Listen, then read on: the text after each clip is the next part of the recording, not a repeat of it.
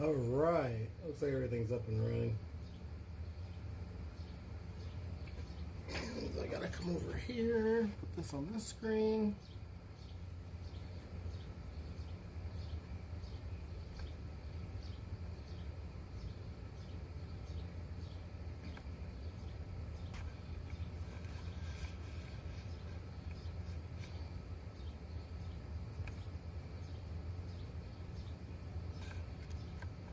All right, so we're gonna be working in the shop today.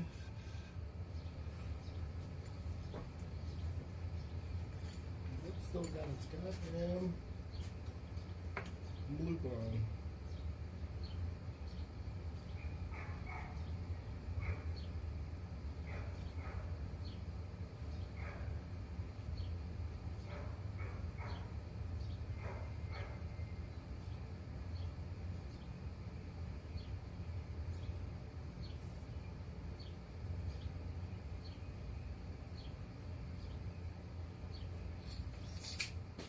All right, back to work.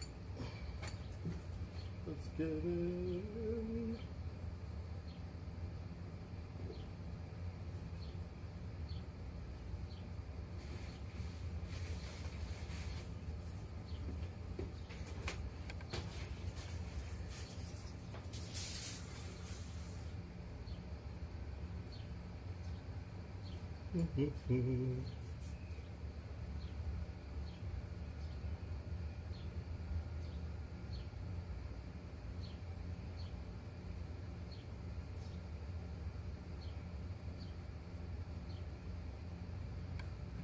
Damn it.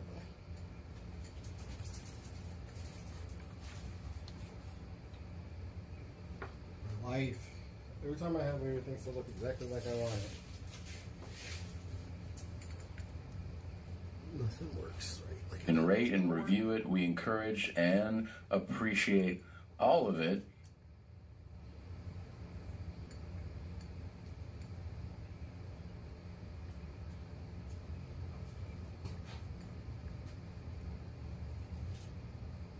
Every time. Alright,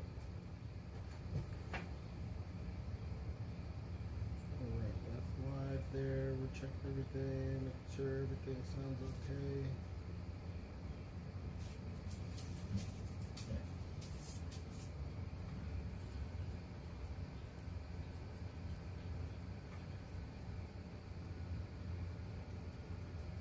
Stupid.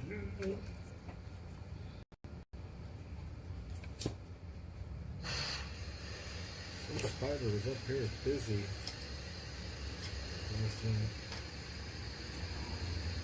He went everywhere.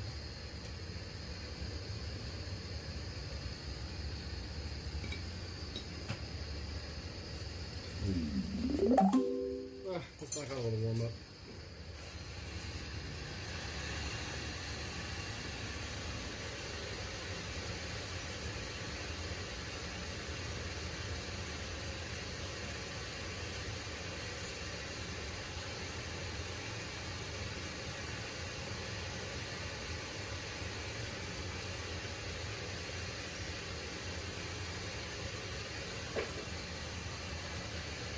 No.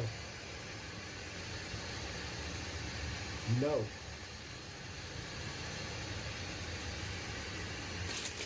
right.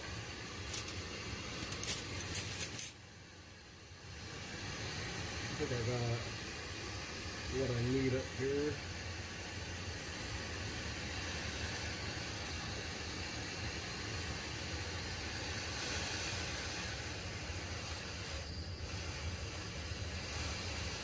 Could be.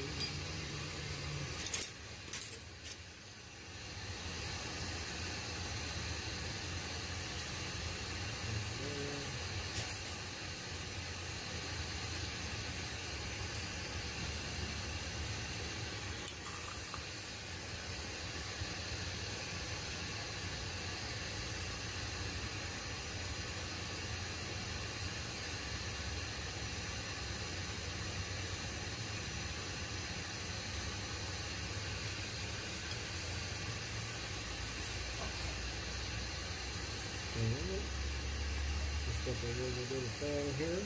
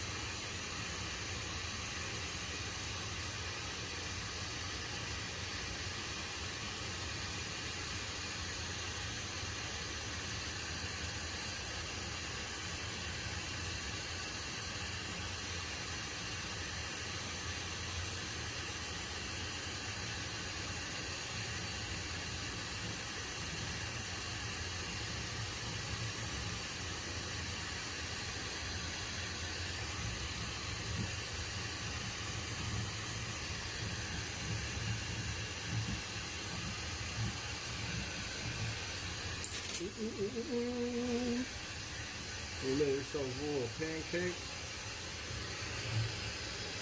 So I can see.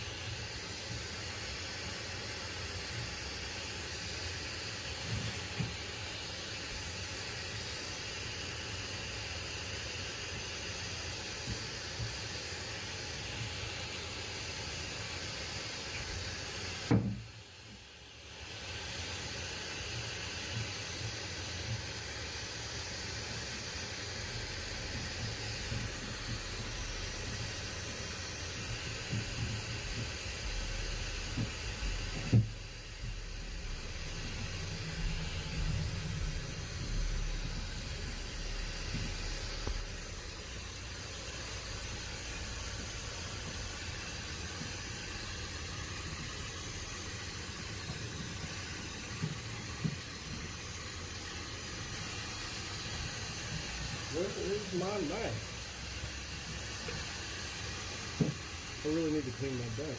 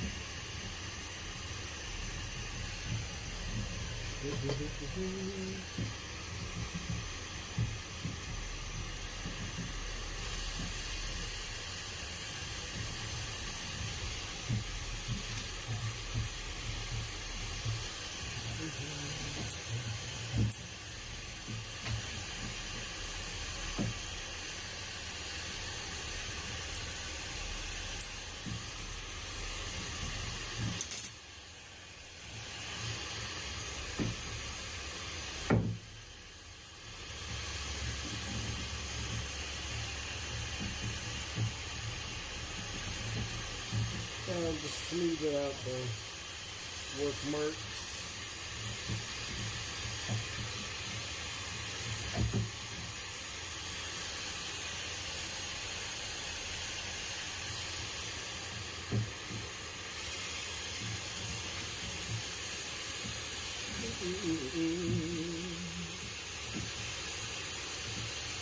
Let gravity do the work.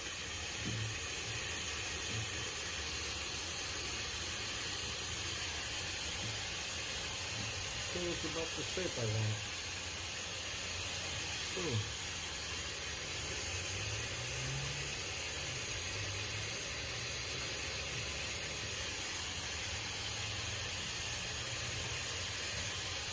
What up, Jack of all trades?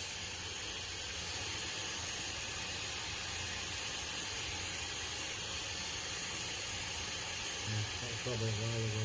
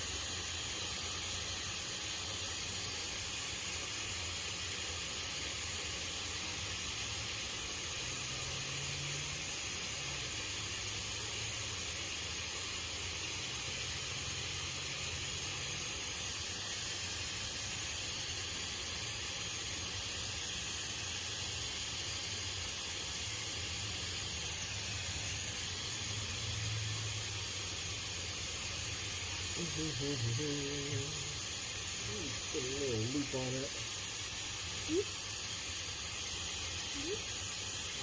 Alright.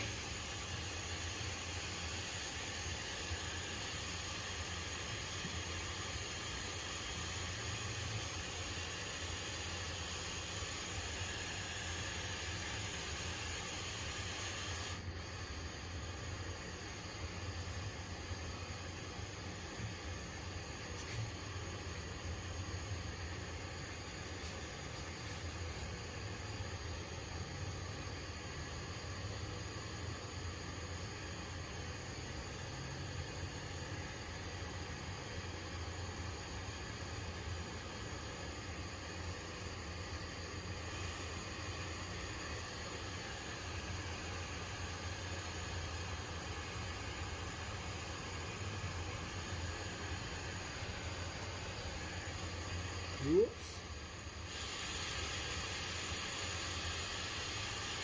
I got a little too aggressive, and it wasn't really enough glass. Kind of want a bigger beak on it.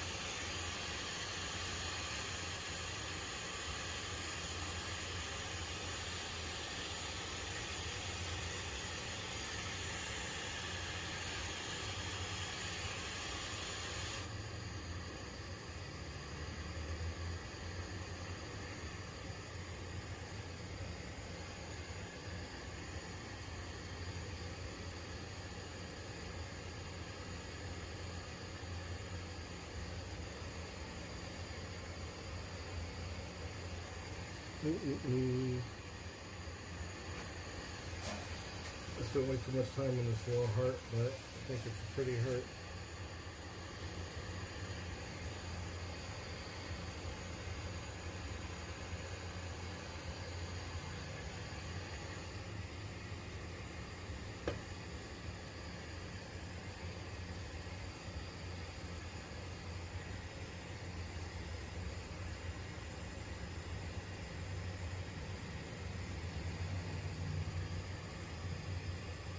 We'll give it a little bit of a boop to the side.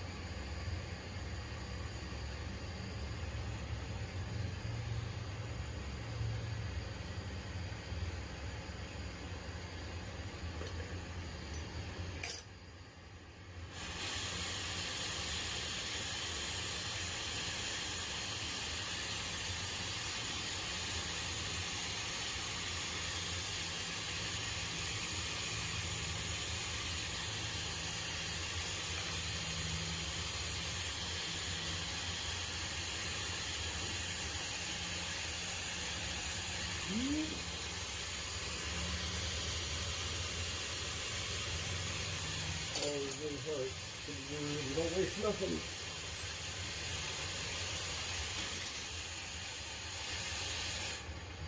All warmed up.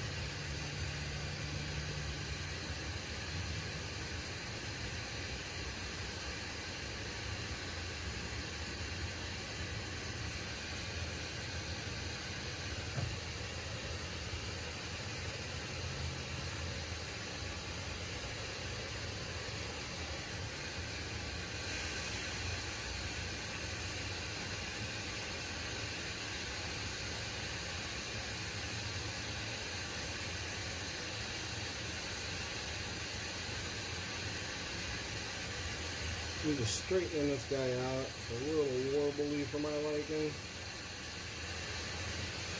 I'll straighten it up now.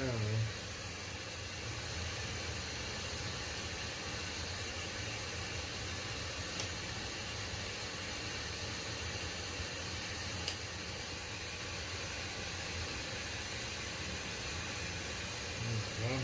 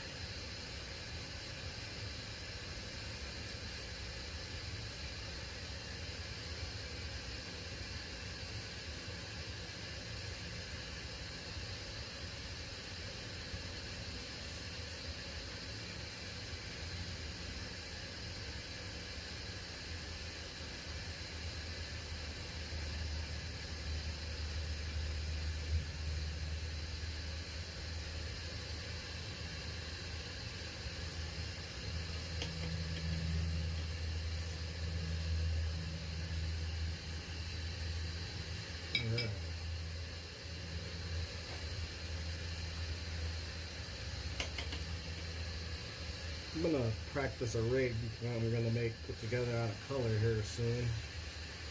I just want to get one running clear.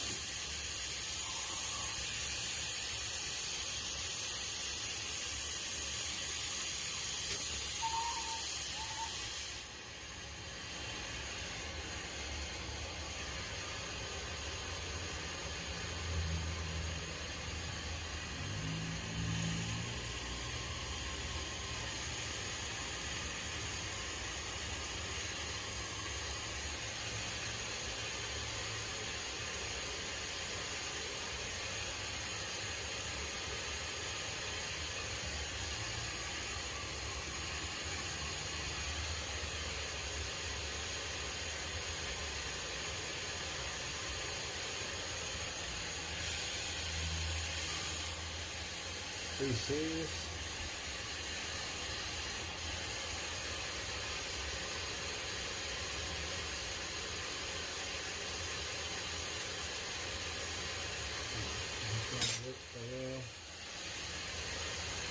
Look out. Move, brother doggy. It's a bad place to be.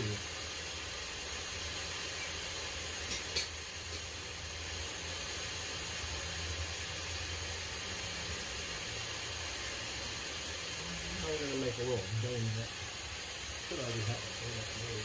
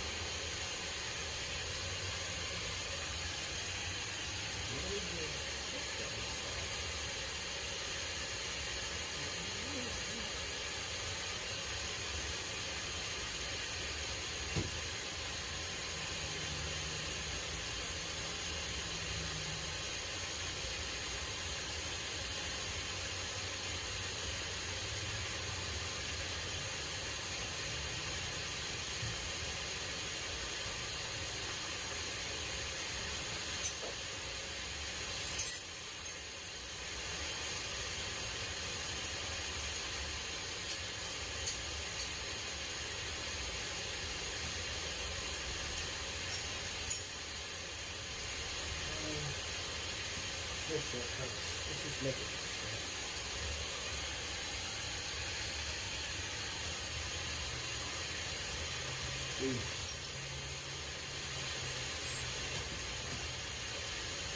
Ooh.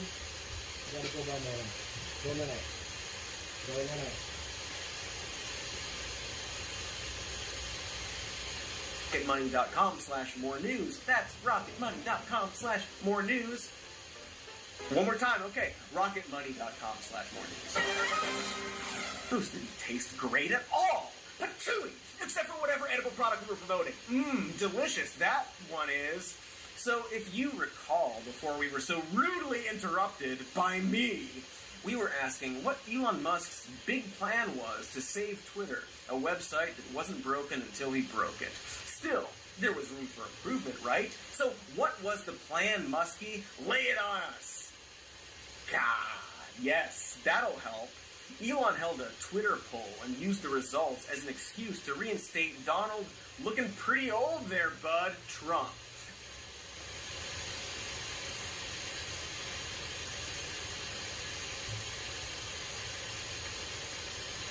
For everything from anti-Semitism to COVID disinformation were allowed back on. Flat-out Nazis like Richard Spencer and Andrew Anglin had their accounts restored, as did a lot of prominent QAnon freaks and, of course, libs of TikTok. An account...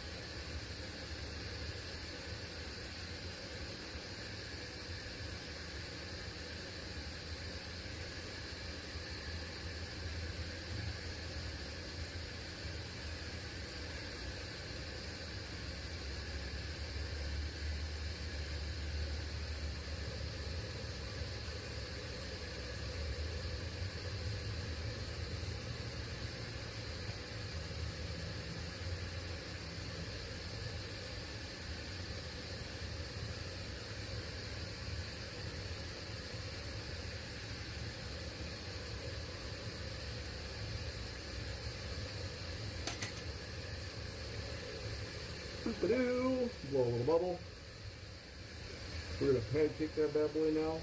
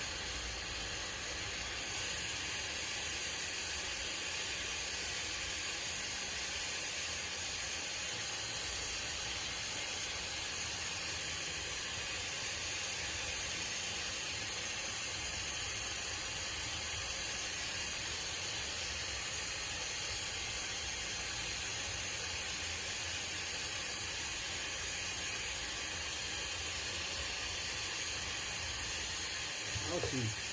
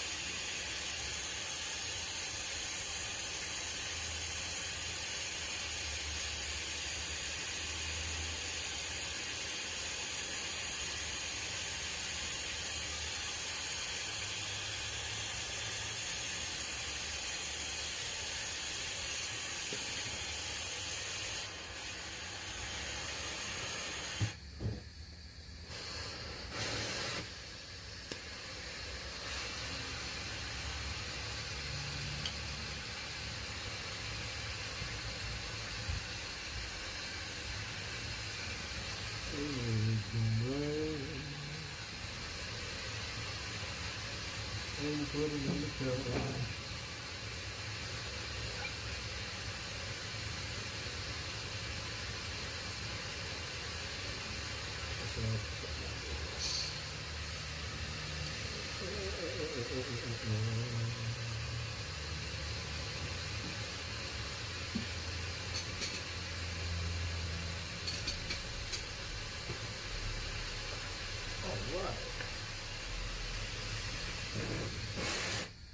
Real quick break, and then we'll do part 2, which is we'll drop a down stem in her. I think we'll use a big down stem. Make a down stem for it and put it all together. And the very last thing we'll be putting a fitting on it, but we'll do that at the very, very end.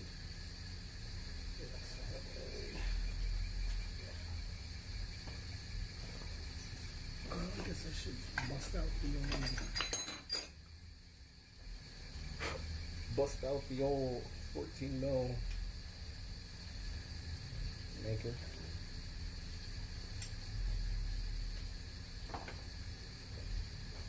Come on. Come on, bro. Go, go, go, go, go, go.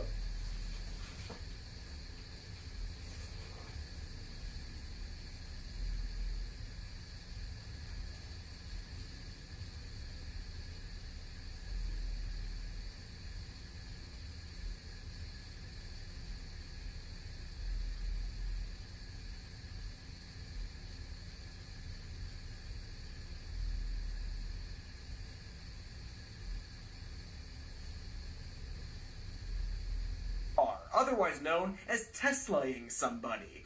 In other words, he just lied to justify banning an account that he didn't like, and then suspended any reporter who started asking questions about it. Hey, You know what did have a police report filed about it? There will be classes tomorrow at Francis Parker School in Lincoln Park after a bomb threat cut classes short today. Security at the school had already been increased after a right-wing activist group secretly recorded a dean at the school discussing elements of sex education classes taught at the school. That's the story, also from mid-December, of a private school in Chicago receiving bomb threats after Project Veritas released a heavily edited, one could say bullshit, video about their sex education program. If you don't know Project Veritas, I'm not about to explain it here. I'll explain it elsewhere, in the past. In short, they are a very scummy group who constantly post misleading partisan propaganda and as a result have been sued into the ground and were banned from Twitter for releasing private information in the past. But they are now back on Twitter thanks to Elon and drumming up harassment campaigns aimed at LGBTQ people and schools. Does this not count toward Elon Musk's sudden concern toward doxing or endangering people? Does Libs of TikTok, another person that Elon unbanned, not also post real-time assassination coordinates about drag events? How is this tweet of theirs targeting a drag show with the exact date and address different from an account showing where a rich guy's jet is? What about this tweet showing that Elon Musk is at the World Cup in real time, his exact location? This is all public information, mind you. The only difference is that one of them targets a bunch of people, and the other targets Elon Musk specifically, and in a way that he doesn't like. Musk would go on to act like he's pro-democracy by holding a vote about whether or not he should unban the private jet account, or rather, just about how long it should stay banned for. Wasn't even a "did I mistakenly ban them" poll. Very sneaky guy, this Musk, who would go on to declare a do-over when the vote didn't go in his favor. He then held a second poll that once again did not go in his favor. Also, the first poll, which had an unban now as an option, only lasted a few hours. His second poll, which also had a now option, didn't close for 24 hours. So maybe now wasn't actually an option? Sneaky guy, that Musk, who then announced that he would unban the account before, not doing that. That said, you can now follow a new account that tracks his jet with a 24-hour delay, which I'm sure Musk will find a reason to ban down the line, and in fact doesn't show up in searches. Hey, isn't that a shadow ban? The thing Elon Musk said he was going to expose and fix once he took over and then said he would still do it, but his way is good actually, and it costs $8? And of course, Libs of TikTok is still doing fine because Musk isn't bothered about trans people being targeted. It sure is, huh?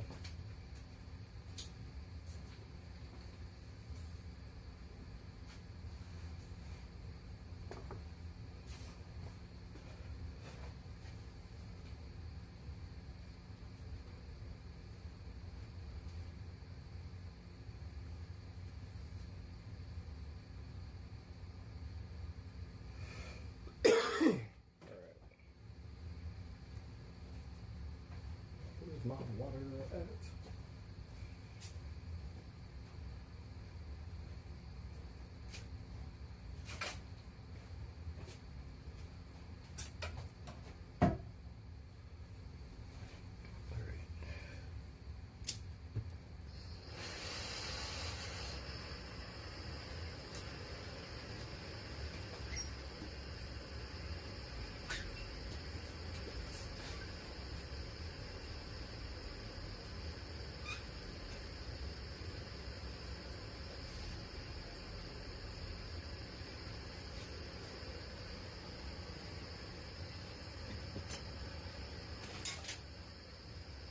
Guess I can use this in the rest.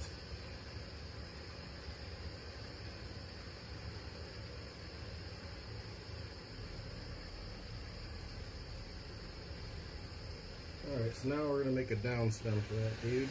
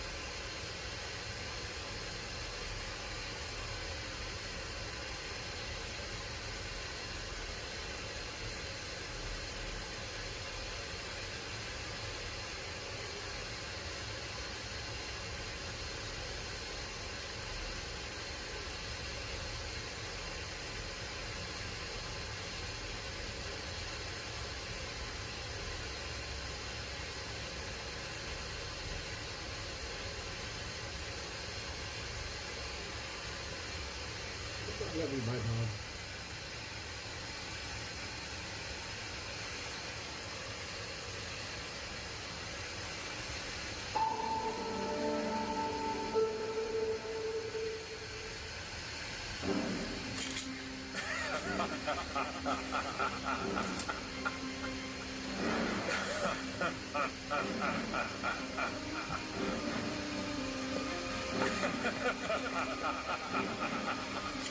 Just give it up, Fabian.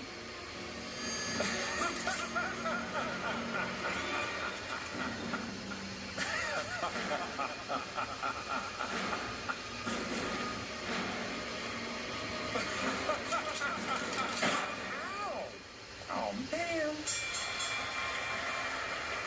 Dang it, this was my year for the agent skills competition. I put it on my vision board and everything. Next to the sunset? Above the sunset. Wow, I can't believe that didn't work. Well, maybe next time, and I know this sounds crazy, you could try not sucking. Well, you don't have to be a dick about it. Have to? No. But then I wouldn't be able to tell you that the Treaty of Versailles called and it wants its total failure to achieve any of its stated goals back. Also, it's sorry about Europe. Well, if you're so great, why is your intel so bad? My name's not Fabian. Oh, I know that. That's my boss's name. Yelling it gets me in the mood to shoot people that I pretend are him. Well, you got lucky. Sure. Though in a mirror maze, maybe consider not putting on a gallon of cologne that smells like gasoline and decaying hobo foot. Oh, now what was that for? You're still wearing it.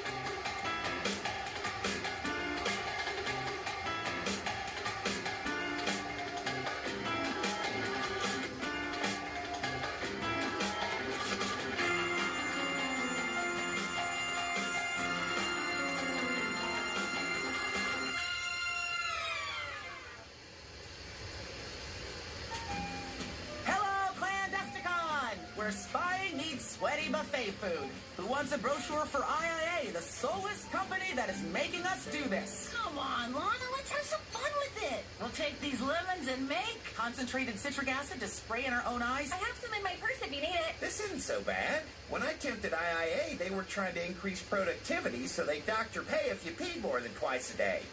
I hate this company. Nice job in the competition, Archer. They're calling your opponent Fabian Waist Eyebrows. These two specifically. Well, despite the fact that you're praising me, which makes it nearly impossible for me to not like you, I still definitely want to murder you. Today is a crucial day for all of you. We are launching the agency as a distinct boutique branch of IIA. Wait, really? We'll have autonomy? Yes, exactly as much autonomy as Kermit the Frog. Yo, you think Miss Piggy is abusing him? I know she plays rough, but... I have a feeling he enjoys it. Who wouldn't? Wrapped up by a pig in jewelry? No, I mean you'll be a thin piece of fabric with my hand up your ass. Where's your sense of wonder? IIA represents 60% of private spying, but some clients are too mired in the past. They want a personal touch, authenticity. That's what you lot are for, to fake that. So pretend we're independent to make IIA more successful and allow you to ruthlessly exploit us. Welcome to the concept of a job. Now, I'm giving the keynote for the conference later today. A speech entitled Leadership as a Network. You can't just say noun as a different noun and pretend that it means something. Sure I can. I call it language as a weapon. Now, Archer, you need to win the agent skills competition if we're going to launch the agency properly. By the way, the board hates the idea. They'd rather you were completely broken up and redistributed. So, Archer, our fate is in your hands. Well, sayonara, guys. You know what? I'll be honest with you. That's a responsibility I take very seriously. What in the universe? Round of Glenn Gooley Blues, please. That'll make a really nice connection. I'm looking for one of you to take the mantle of leadership. Under me, of course. So, ... Are the dots supposed to make me love stickers? Damn it, I should be in the competition with Archer. No, Lana, I need you here. Front and center. And don't be afraid to get out there and really be diverse. Remember, a personal touch. You heard him, sweetheart. A personal touch. Hey, would you like some stickers? They're edible. They don't look edible. Anything's edible if you try hard enough. Oh, Lucky. Should we do something? Like make popcorn? Or what? Now where is she going? I think you got me. See, you just get me. I do feel a responsibility to keep my mother's legacy alive, but on the other hand, now I don't have to worry about being yelled at by the one person in the world who scares me. So, do I go with responsibility, or do I go balls to the wall? Or, more accurately, balls to the wall, then through that wall into an adjoining wall that's probably load-bearing? So, which is it? I'm thinking. I thought that was you, Lana. Finally. Robert? What the hell? Did you just fly all the way to Dubai to hear me say, talk to my divorce lawyer? Yes, and was on the way to Abu Dhabi. Now, I get that I'm the one who's mostly at fault here. Mostly? But you are blameless. And we need to think about what's best for AJ. Oh, ho, ho. Is that why you nailed that stank? For AJ? What, were you looking for a parenting book between your piss flaps? No, that's not where they keep those. What are you even worried about? We signed a prenup. Well, there is the issue of custody. Excuse me? I'm just being realistic. It was your job that got AJ kidnapped. To a judge, that sounds like an unsafe environment. And if they put AJ on the stand, are you 100% sure she chooses you? Why do you have teeth marks on your elbow? I'll show you. Do you like stickers? I'm sensing you need space. What? Shouldn't you be back at the booth? No, because what I do is kick ass. And I should be in the competition so I can take over when Archer screws up. Come now. Archer is reliable when he needs to be. He's Westing right now for his next round. Did he specify the type of round? Woohoo! I'm not totally convinced that's a downside. It's like his liver absorbs alcohol and excretes luck. Having said that, you can stay in the competition. Thank you. I was going to anyway, you absolute turd, but thank you. The competition is basically a formality. I'm generally considered the world's greatest spy. Yes, you absolutely were. You know, I used to be a spy just like you. Oh, who's your spy for? The Etruscans? Indeed. In this biz, 1 minute you're the greatest thing since the 3 p.m. dinner special, and the next, dog shit on a bun. My advice? Buy mustard, lad. Why would I buy mustard to eat myself? So you think about that. Oh, why are you in such a great mood? Why don't you ask your face? My face says Robert's gonna fight for custody of AJ. Can he do that? Well, when you have that much money, turns out you can pretty much do anything. Why is AJ not picking up? A kid not picking up a phone call? Weird. Did you try her telegraph? Or lighting the signal fires of Gondor? Why is everything so complicated? Because you're divorcing one of the world's richest men / ex-boss who wants custody of the daughter you had with a different coworker. Well, sure. All while you work for a corporate behemoth that seems to be trying to take over the world? Yes, all of that. In there. Yes. Well, I've discovered the answer to all those problems, Lana. It's simple, it's easy, and it's right at the bottom of this glass. Well, it wasn't at the bottom of that one, but I'm no quitter. Behold, an audio bug. Ooh. And that's all it does. The wonders of IIA science. A microphone, truly groundbreaking for 1876. Hey, what's that new one you're working on called? The Wheel? Got him good, Kari. I am working on something called the wheel, but it's a sex thing that I can't build at work.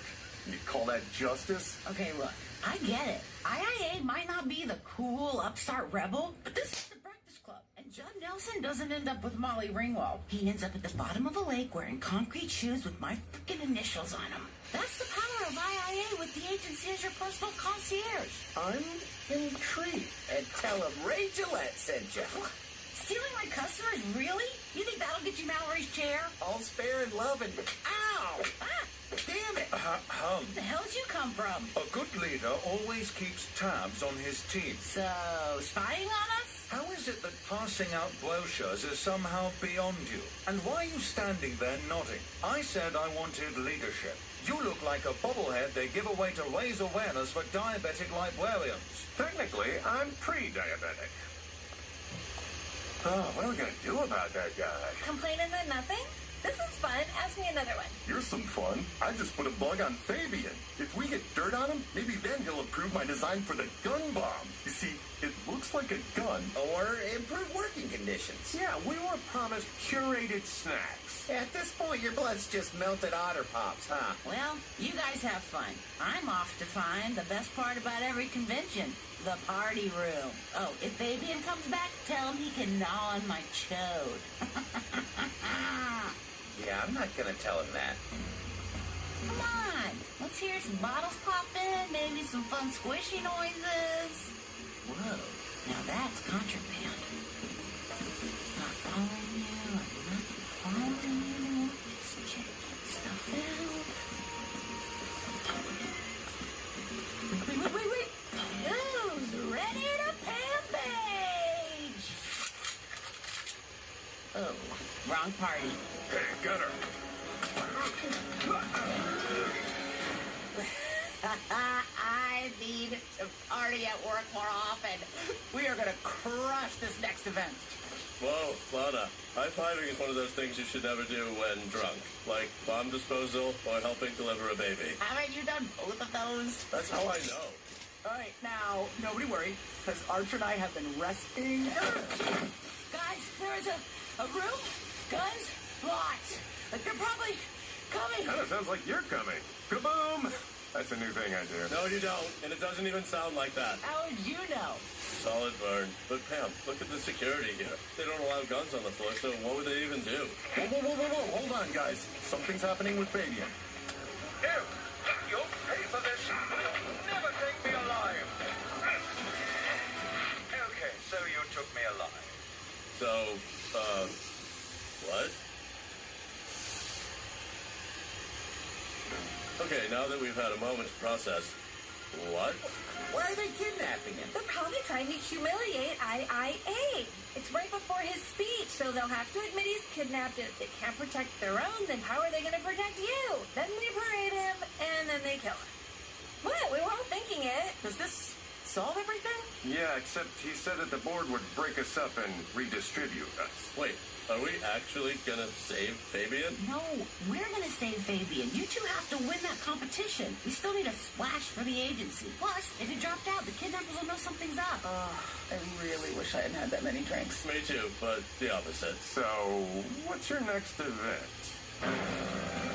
Nearing the drop zone. If you are to die, please take comfort in the fact that it will not upset me at all. Wow, is it Dartmouth freshman orientation already? Seriously, if you were any more of a lightweight, you'd be levitating. Should we be like more concerned about this Fabian thing? Nah, the rest of the gang is on it. Well, we could... Ooh, or we could, I hate to ask, but who got kidnapped again? Still no callback from AJ. Okay, I'll just text her and tell her that I'll take her out this weekend and do whatever she wants. Wrong. You just demanded more time from her, and now she just resents you. Text her that you were just thinking of her and how proud you are. Then write, no need to respond. How do you know this stuff? It helps that I've never moved past emotional adolescence. This event is very simple. 5 big versus 5 spots in the finals. No weapons. Any question?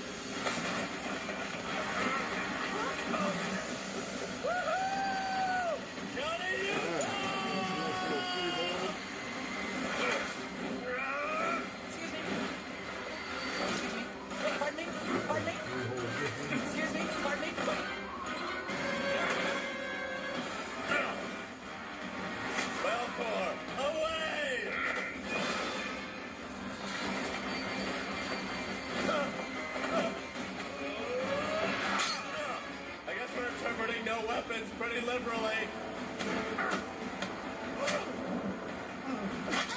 Disgusting! Let's not tell anyone about this. No.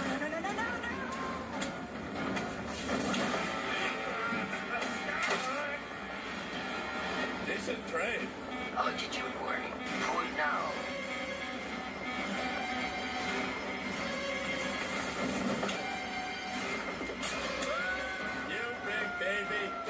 Backup shoot. Unless we were way lower than I thought. Really should have been keeping tabs on that. Oh well. Well, what? Well, catch me up. You've been here the whole time. Quiet down. Trying to flirt our way to finding out who booked that conference room full of dudes and guns. And striking out. 0 for 2. I don't know, y'all. I can't get a read. He's like a sexual Rubik's Cube. Or as I call it, a Rubik's Cube. Huh, maybe I should give him a try. I've developed a sexual nervous system stimulator I call the wheel. Okay, I'll bite. Why is it called the wheel? Because once it gets rolling, there's no stopping it. Any other ideas? Scratch that off. Literally anything. Can I help any of you in some way that does not involve, and I quote, a hot beef enema? That wasn't me. I panicked. Just stand right there. Hold on. Keep standing. Really, I don't have time for that. Got it! Whoever booked the conference room is staying in the Sultan Suite. You ever lend that thing out? Sure, just clear your schedule because it goes for like a couple of days. So, we enter, clear the guards. With what? We don't have guns. Guys, in the dealer's hall, there's a ton of non-lethals in there. Tasers, air hammers, something called a knife light. Well, then let's get sampling. All right, we're in the finals. It's getting intense. They tried to kill us up there. How are things here? Great! We've located Fabian and the kidnappers, and we've got a plan to get them back. You do? I was assuming you'd fail. And why would you think that? Because you're you? This was the plan!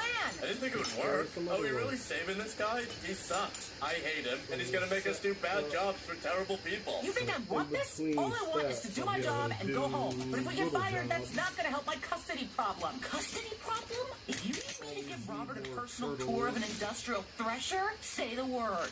No. Got it. No, you don't. But, I mean, saving Fabian is the only way we stay together, right? We'll figure the rest out, but not if we're separated. Y'all family. Oh my god, is this what it's come to? Acting responsibly? Oh, fine. Let's go save a jerk's life, thereby making the world a worse place. Yay for the good guys. Should we even do the competition? If you drop out now, the kidnappers will know something's up and kill Fabian. So what's the final event? Gonna be hard to top skydiving. And now, it's time to reveal the final event of the clandestine card Agent Skills competition. Your final event will be king of the train.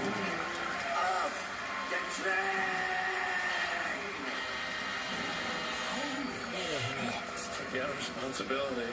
I'm gonna be king of the train.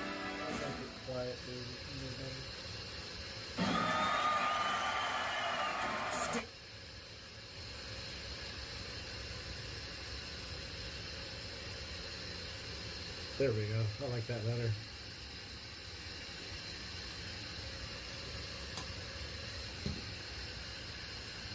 Probably going to record better. You can probably actually hear me now if I'm not going to yell.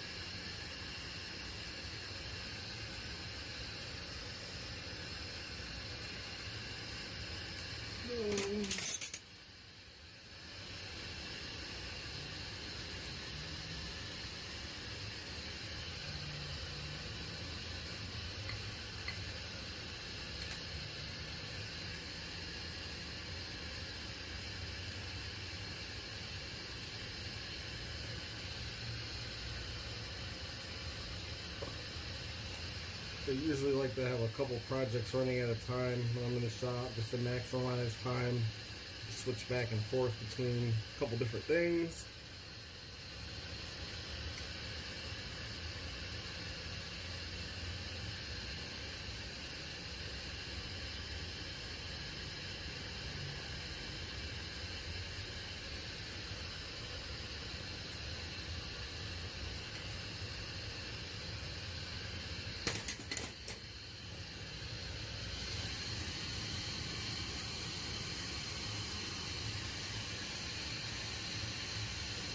And we'll pull out just a nice tight good termination point.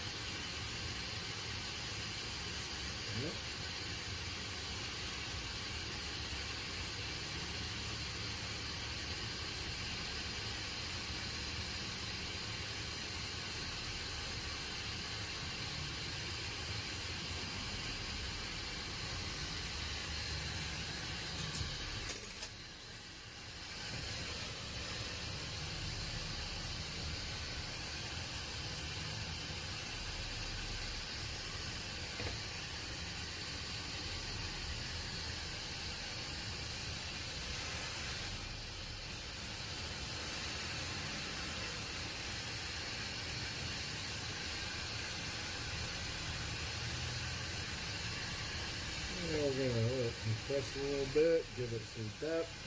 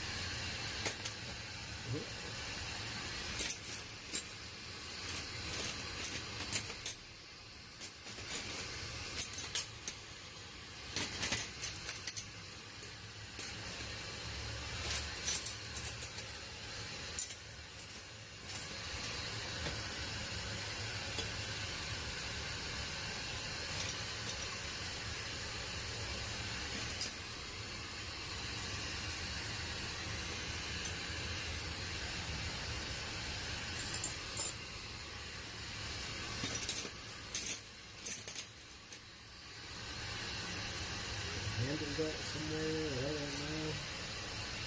Feel like I should have a ton.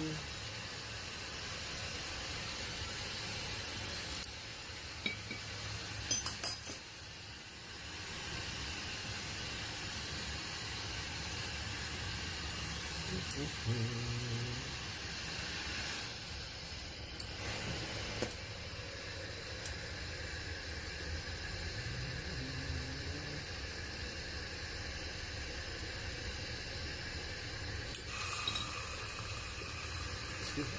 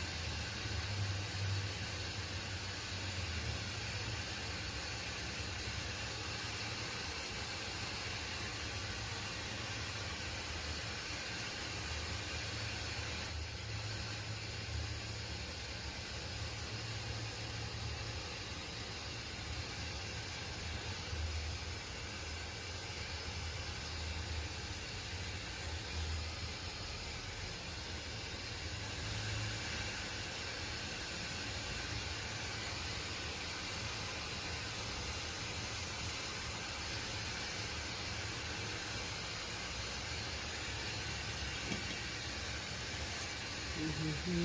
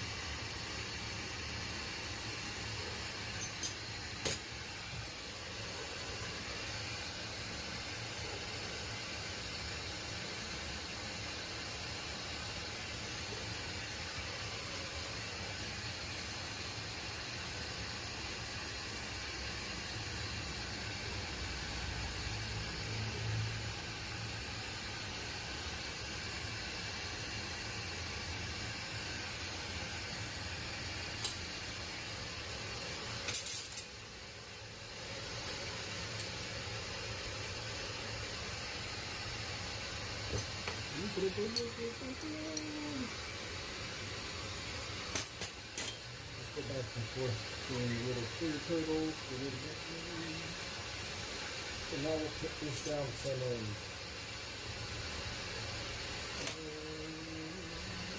size it up one more time.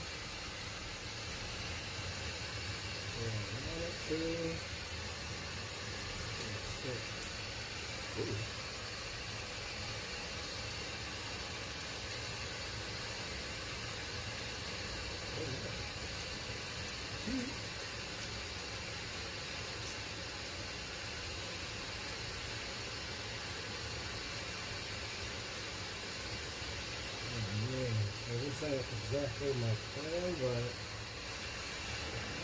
it has that space now.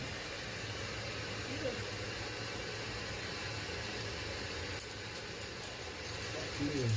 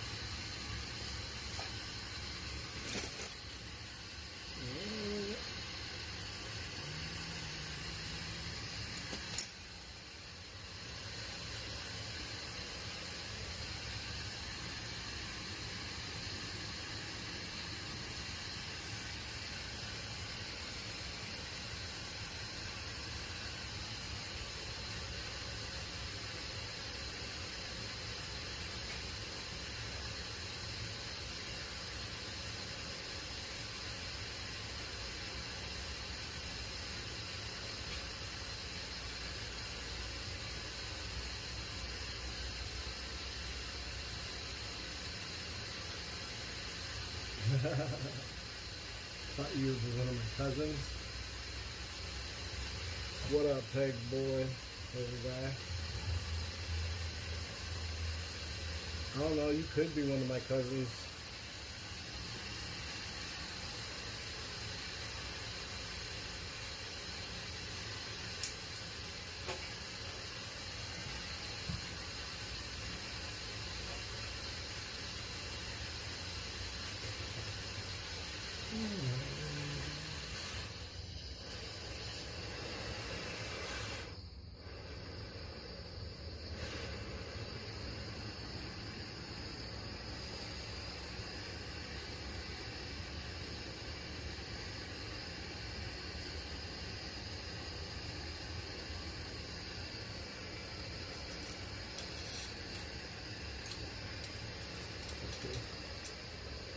Get right where it needs to be.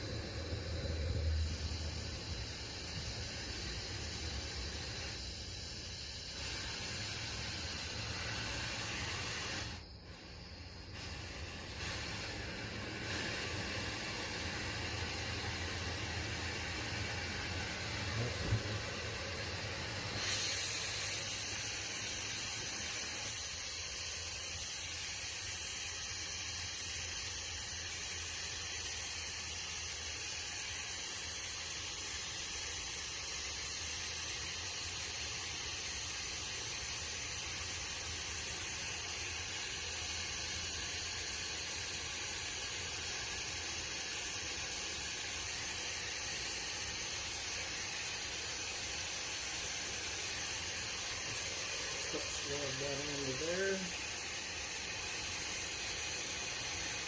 Just a tiny bit.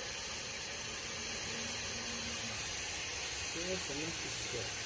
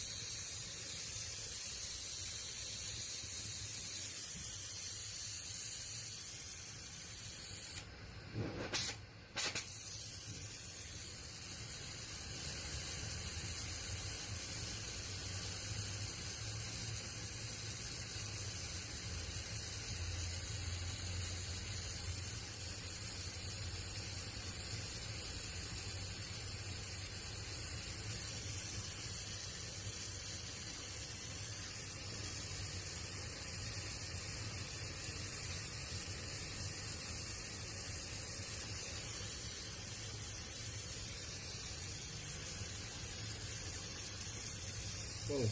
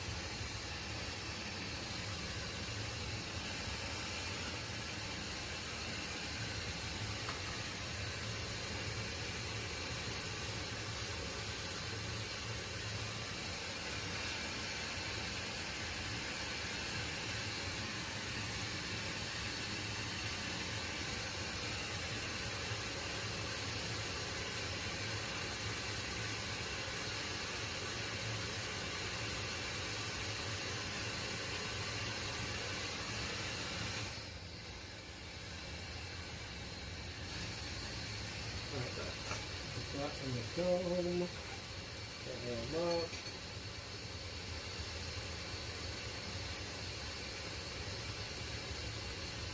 And then we'll attach the top part. Weld that on.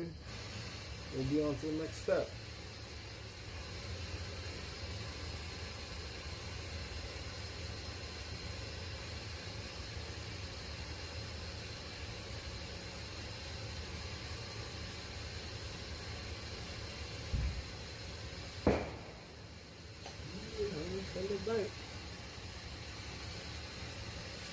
So while we wait for that to warm up for the next step,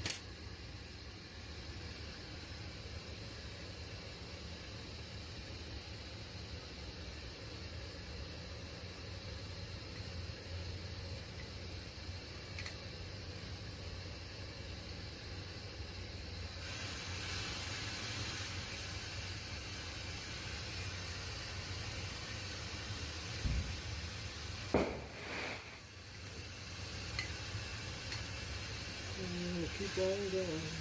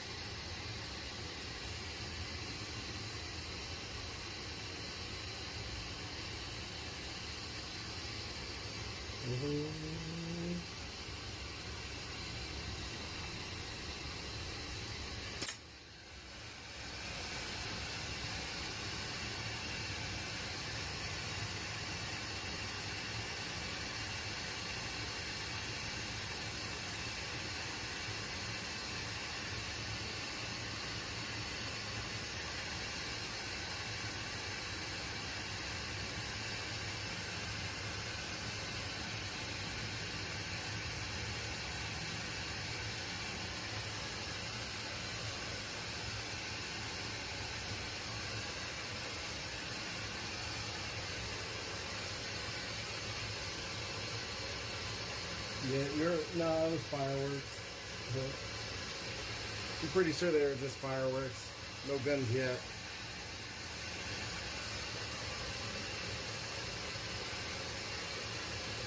No, yeah, he did just a fireworks. Oh, it's a fireworks symbol. Right.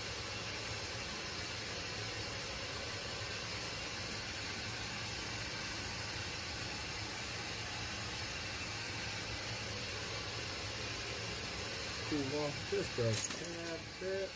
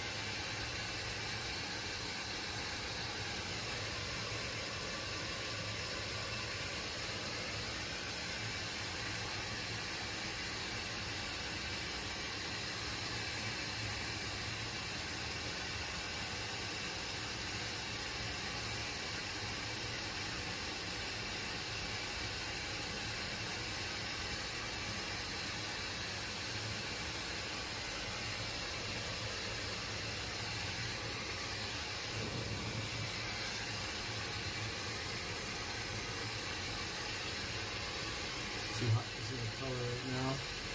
It'll cool off in a second.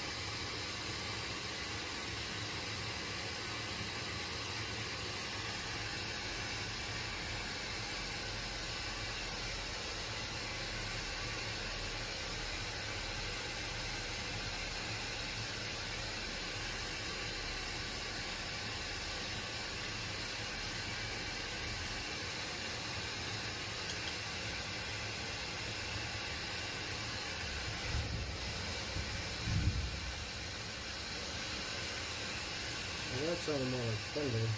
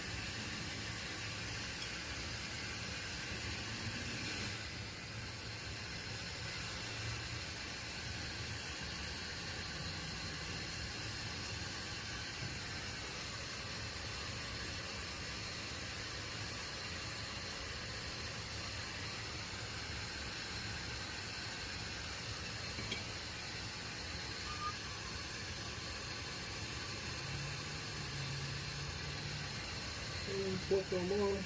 Put them on.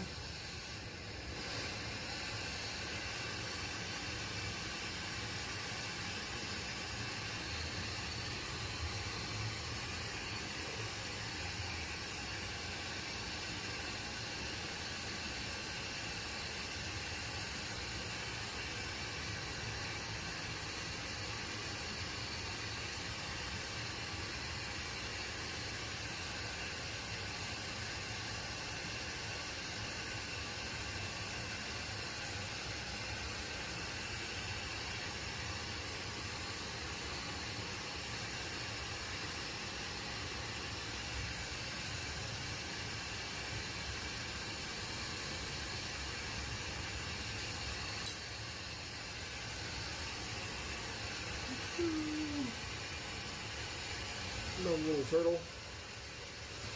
Alright, now back to the pipe. For the rig. One thing I can say pipe on. Well, I know I can't on YouTube, right?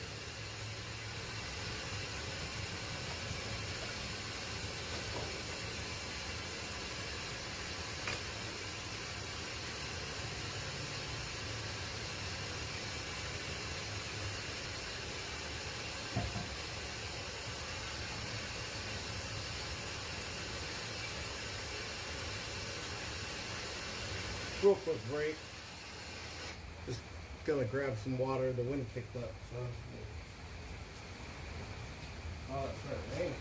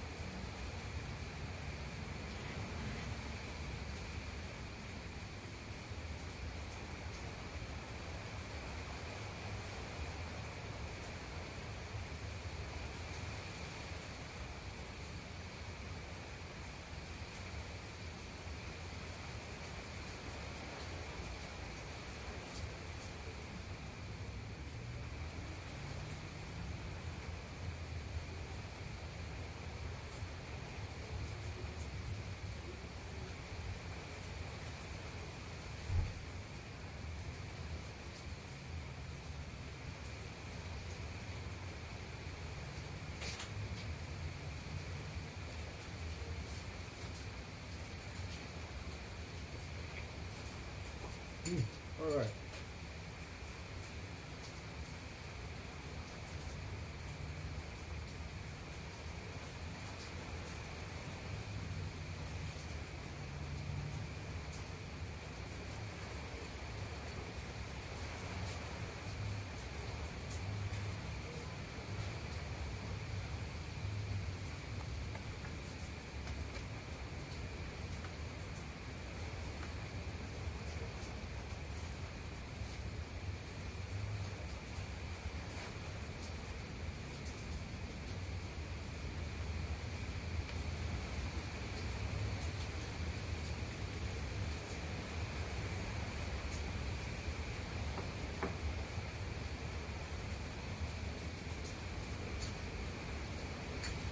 All right.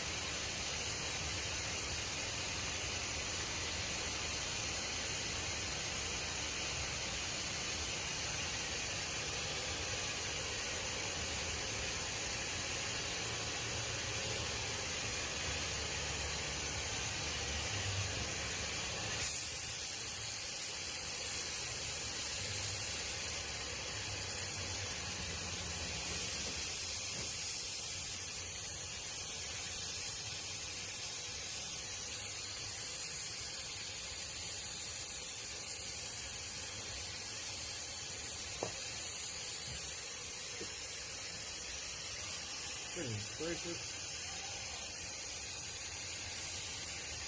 That's all I want to do.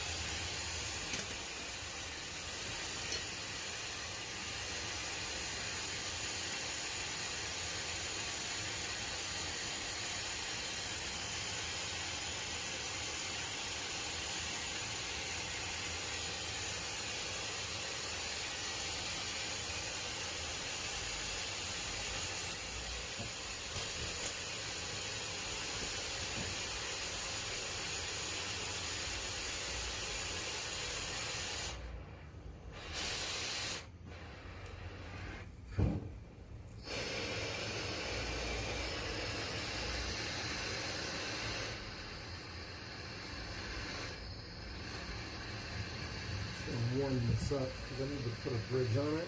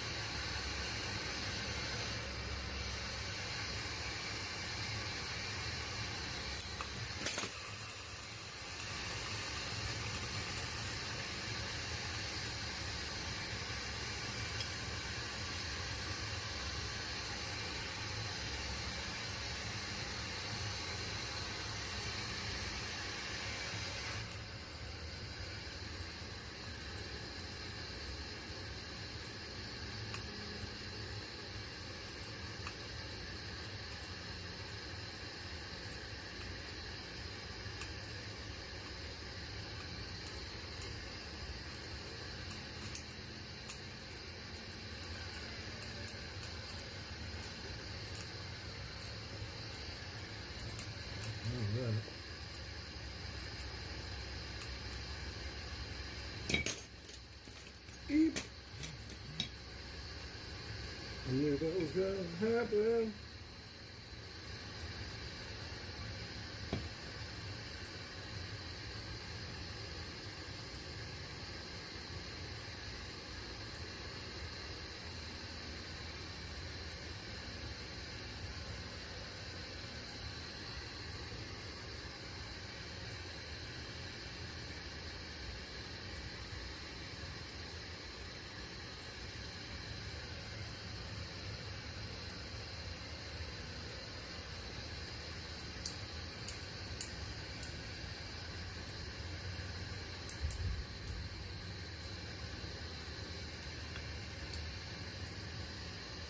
We only need this for one more step, so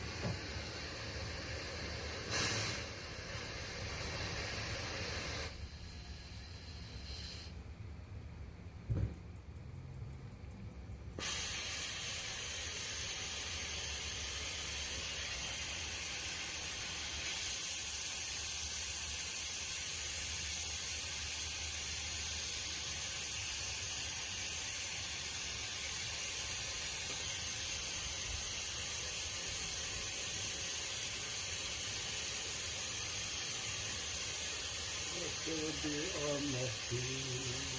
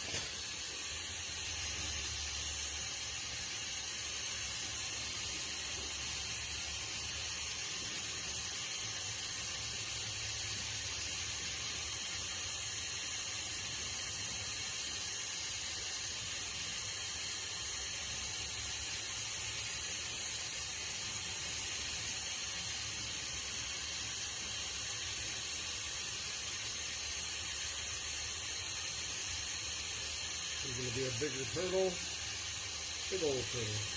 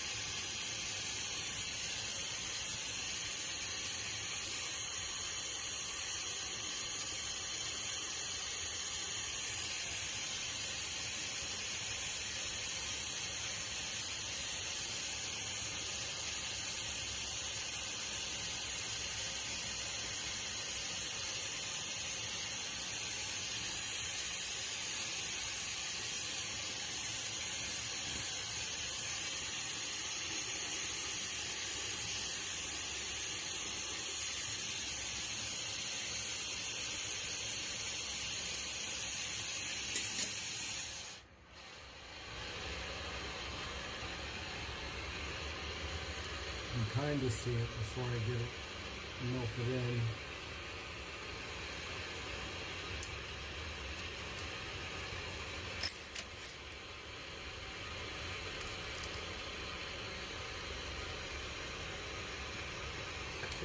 Too cold now, though. At least it got melted in.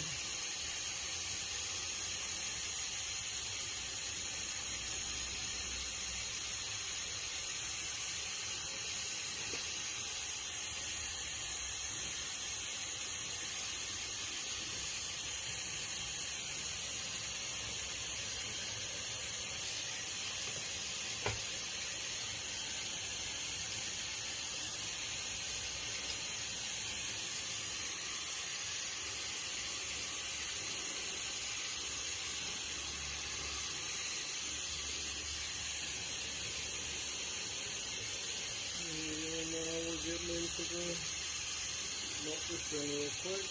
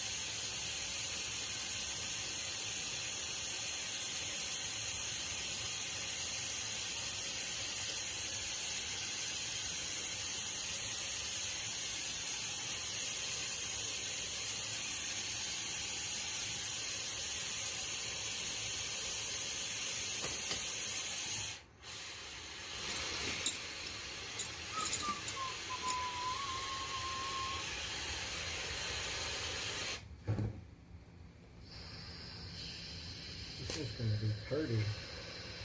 This might end up in a marble instead.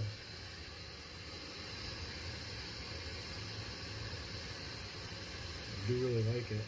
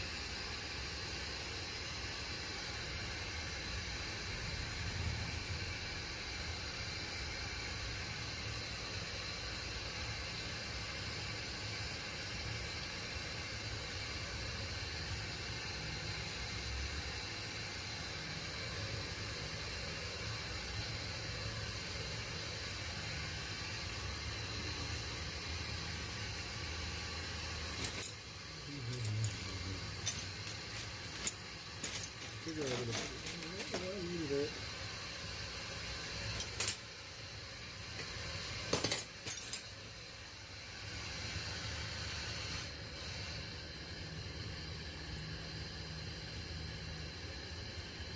This is pretty.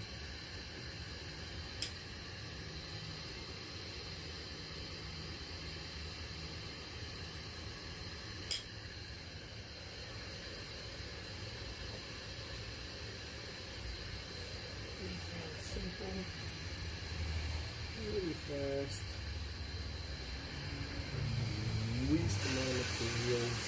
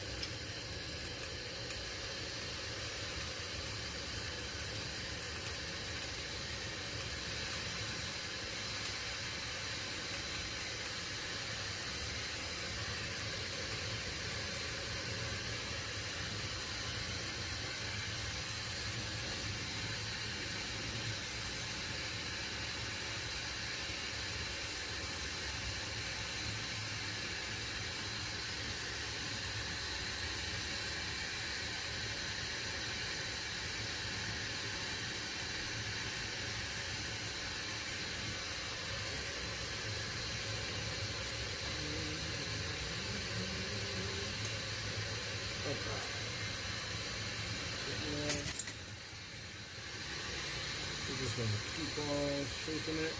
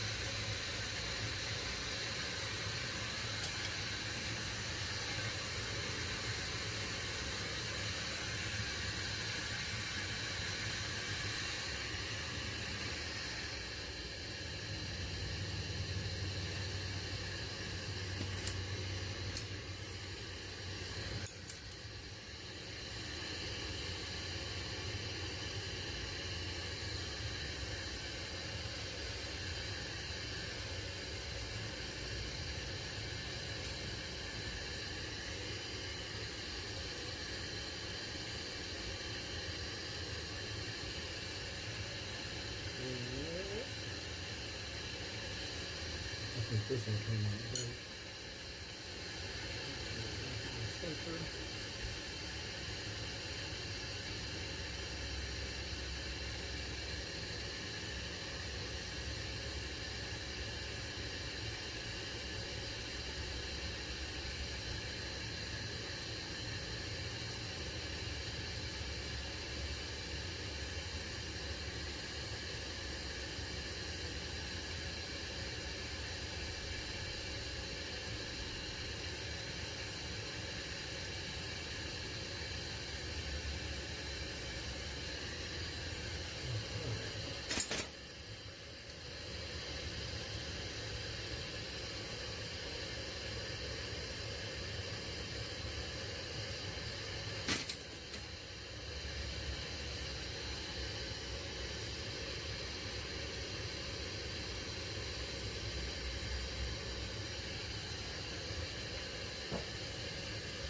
What are you making?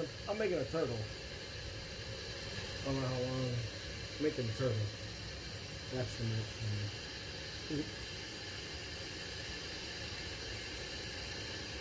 And honestly, I should probably crank it.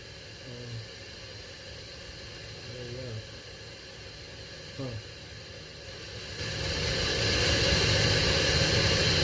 Yeah, because I don't have all that music and shit playing, so you probably hear me pretty good now, or I'm probably way too loud. Either way.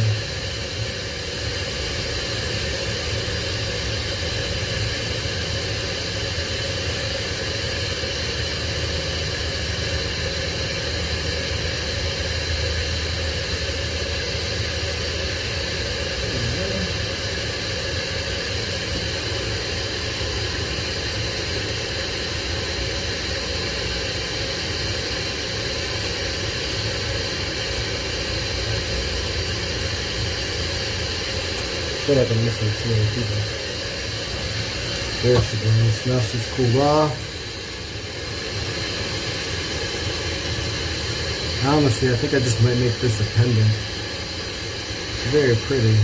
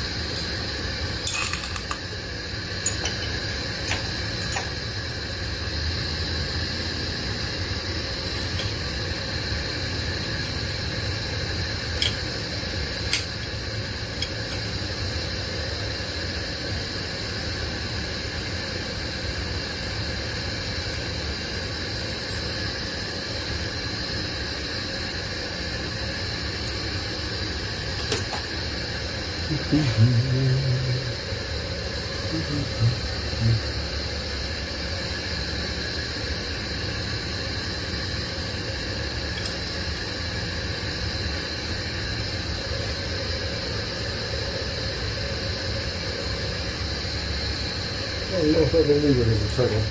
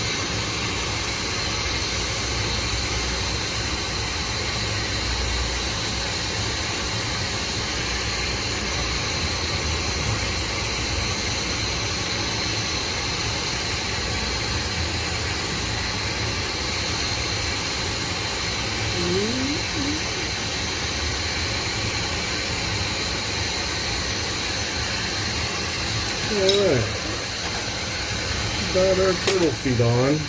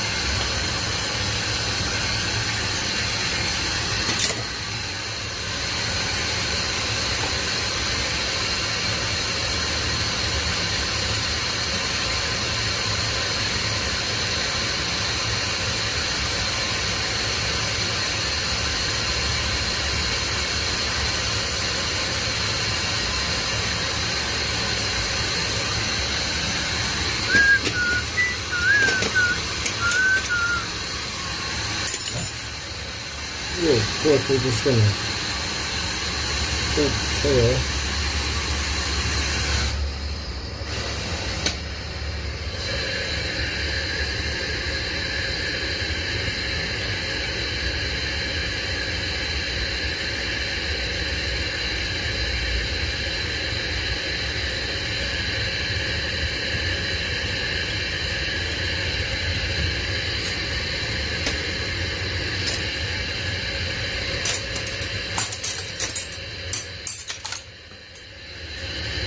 Don't do it like that, kids.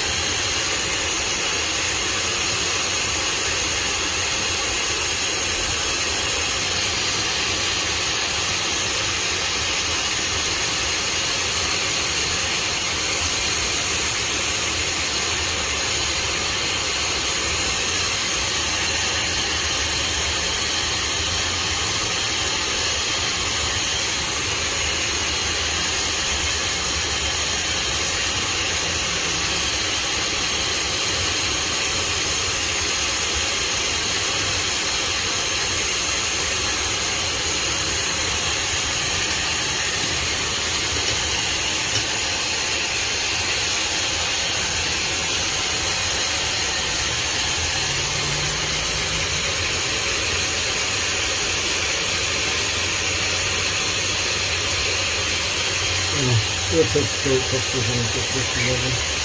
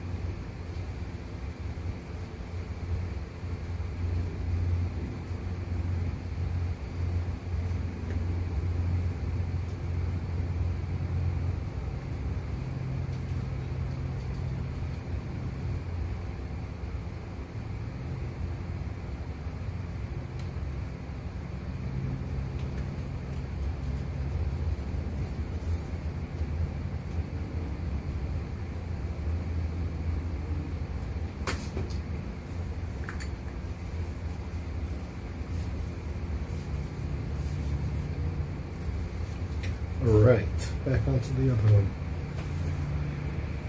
Switch it back over to the rig.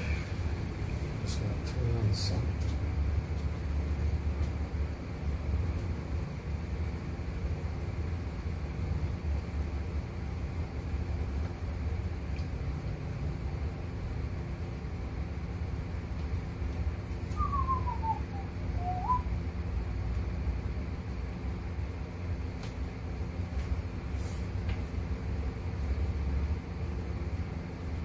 Excuse me.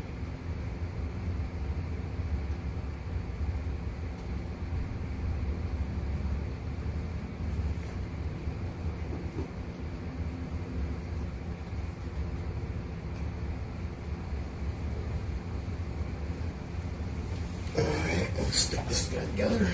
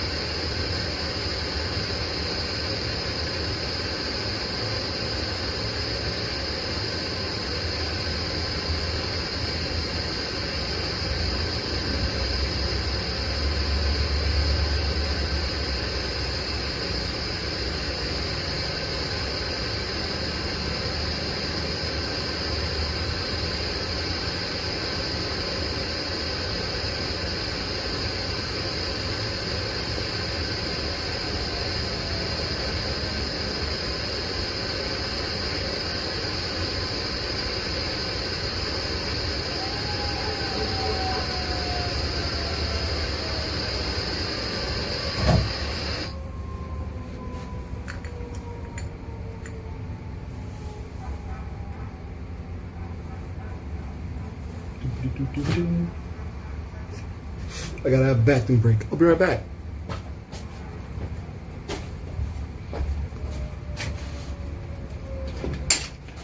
Be right back.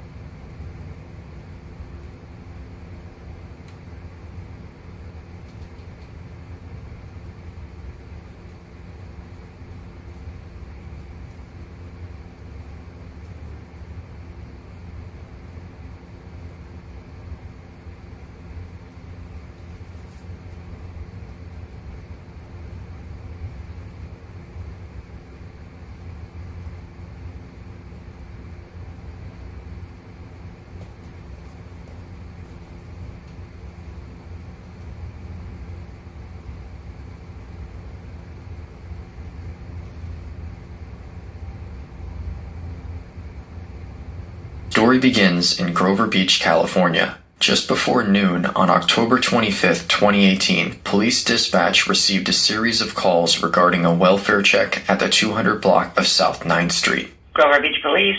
Yes, this is Officer Cook calling from California Men's Colony. Hi, how can I help you? Just calling to let you know that there's going to be 2 officers conducting a welfare check at South 9th Street. Okay, is there anything that we need to be aware of? No, not at this time. Just calling to let you know, just in case something does go awry, that there are two peace officers at that location, going to be in an unmarked car. All righty, Officer Cook, thank you. Thank you much. Bye. Grover Beach Police. Hi, yes, this is Officer Cook. Hi there. Hi. I called a little bit ago to inform somebody that we're going to be doing a welfare check on one of our employees. I want to see if you can send a unit down here. Based on the information that we have, there may be an issue at the residence. So we have to have a unit come here. Her vehicle's here. She only has one vehicle. The vehicle's here. And from a neighbor's description of her daily routine, it's not normal. And she is not answering the door. So I just want to see if we can get a unit here for further contact or possible entry. Okay, I'll send somebody over there. All right, thank you much. You're welcome. Bye-bye. For a check on a registered nurse that never showed up for work this morning. So get here. We know she only has one vehicle registered to her from our information. She's not answering the door. We spoke with the neighbor. She said the last time she saw her was 2 days ago, but she did hear her yesterday speaking Hungarian. She is Hungarian, and that's all she knows. She said that she has a regular routine. She likes the gate. She's got a small gate out front. Locks it with the padlock. Has a dog that she leaves out front. The padlock's not there. It's unsecure. There is no dog. She said that her son lives in the area. We tried contacting him. No answer. Okay. So no answer with her phone either? No. Any cars that are hers? This is her only registered. This is hers, yeah? Yeah. What's her name? Athena Valentini. Partner here saw some red type of substance on the blinds, so I don't know if that'd be enough for you. You guys are scaring the shit out of me. Well, it's good enough if you guys are going to request a check to welfare. Yeah. I don't need a warrant. I'm just going. Okay. So we're not authorized to make entry because 10-4. They're requesting a check to welfare. Doors unlocked. Right. One more This thing. Yeah. Do you guys yell in there? No, we never opened the door. So I don't even know if the deadbolt on it. That's my door handle on. And then we'll put this little rig together. You can do whatever. And then I'll have that. Do you know if she has any weapons or anything? No idea. Police department! Athena! Bring you back in. Bring you back in. I got you. No, it doesn't smell good. See you soon.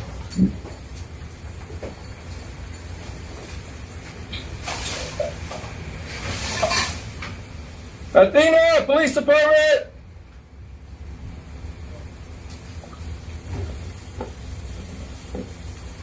Athena! Police department!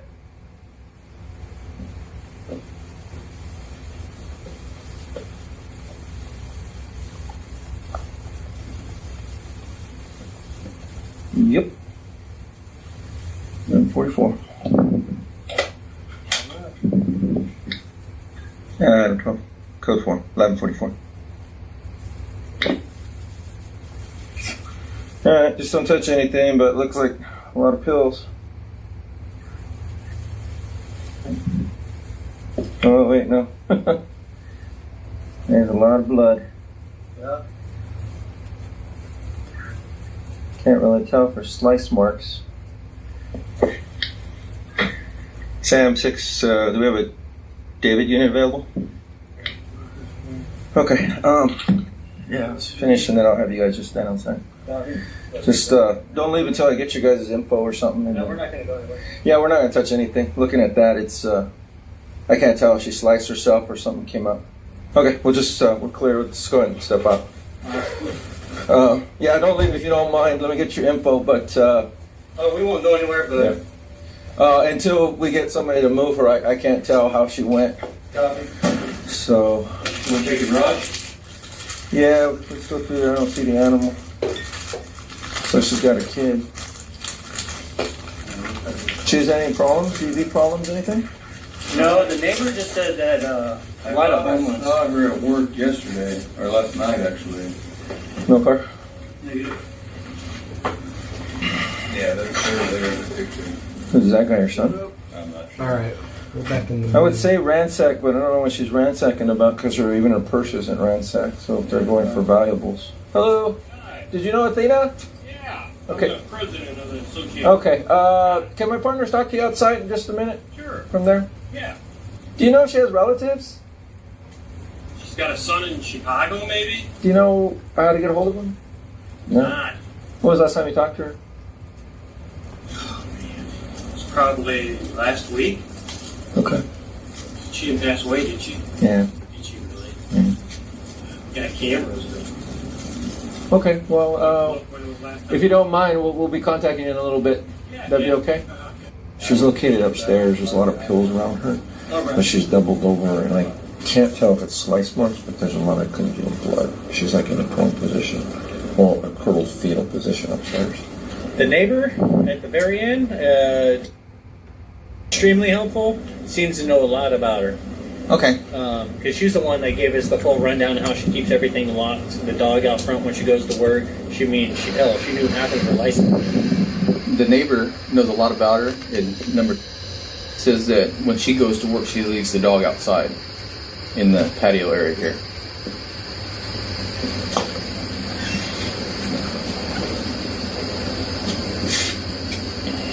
So it was confirmed that she was at work yesterday from 06 to 1400.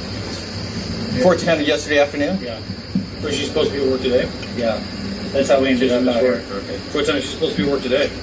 I got, what was told to me was at 0730 that she was no contact and a no-show. So sometime between 1400 and 0730 something happened. This is what we have listed as an emergency contact, which nobody's been answering. Police secure the scene and begin speaking with neighbors. Hello, Sergeant Urbina, Grove Beach PD. I'm trying to get a little more information on your neighbor here at the first department. When's the last time you've seen her and talked to her? It was probably 2 days ago, and I think I heard her either last night or the night before. You heard her? Yeah, she was talking to someone in her area, and I think it was her son. Oh, on a phone or something like that? No, in person. Okay. But her dog's now up front. She usually leaves her dog, her little beagle, out in the front. And it's a little beagle, you said? Yeah, little beagle. I think that's the brand. It's a little brown dog. She's about 9 or 10 years old. And she's very well behaved. And usually when she leaves for work, she leaves the dog on the front porch until she gets home. Yeah. Okay, thank you very much. Well, you're welcome. I'll give you a call if we need any more information. Okay. But you didn't see her last night or anything? No. Did you hear any fighting or anything like that? Any loud noises? No, because I work till 9 o'clock. And Okay. And she never leaves the truck in there. She always put his car inside of the garage, but last night. So she never does? She never... she put on the day, but the night she always put inside of the garage. Oh, I get it. Last night is there. Other than that, did you see anybody around other than her? No. What kind of dog does she have? It's a small yellow one. Small little. Like a Chihuahua? Kind of Chihuahua. It's a little bigger than Chihuahua. Okay. Yeah. All right. Yeah, she passed away. So we're trying to figure out some stuff. That's why we're there. Okay, well, if you remember anything or anybody in the house remembers anything from last night, can you have me give me a call? Yeah. All right, thank you. Appreciate it. Casey Neal, an investigator for the San Luis Obispo District Attorney's Office, leads the case. He went into Athena's bedroom where there was a large pool of blood that she laid on top of. There were massive wounds to her throat and upper extremities. It was obvious that this was a homicide, as she could not have inflicted the wounds upon herself. Athena Valentini was a local prison nurse and immigrant from Hungary. There were no immediate family or friends at the scene. Grover Beach Police has a strong local following on social media. They informed the community that they were investigating a suspicious death, as well as to ask the community for assistance in locating Athena's dog. Because Athena was a nurse at the prison, detectives spoke with everyone she had recent contact with. In doing so, they locate a friend of Athena's, Cheryl Menke, a fellow nurse at the men's colony prison. When detectives informed her of Athena's murder, Cheryl said she was in disbelief and was hysterical. She described Athena as having a big personality and very high energy. Cheryl believed that an inmate must have killed Athena. Investigators searched for any reports or records of an instance between Athena and an inmate. Ultimately, there were no solid leads tracing back to Athena's employment at the prison. When searching her house on the day of the murder, they were unable to locate Athena's cell phone. Charging cables were plugged into the wall, however none of her devices were there. With her phone missing, detectives obtain a warrant for her phone records from her cell carrier, but the results will take a few days. Detectives find a local UPS store receipt on Athena's dining room table.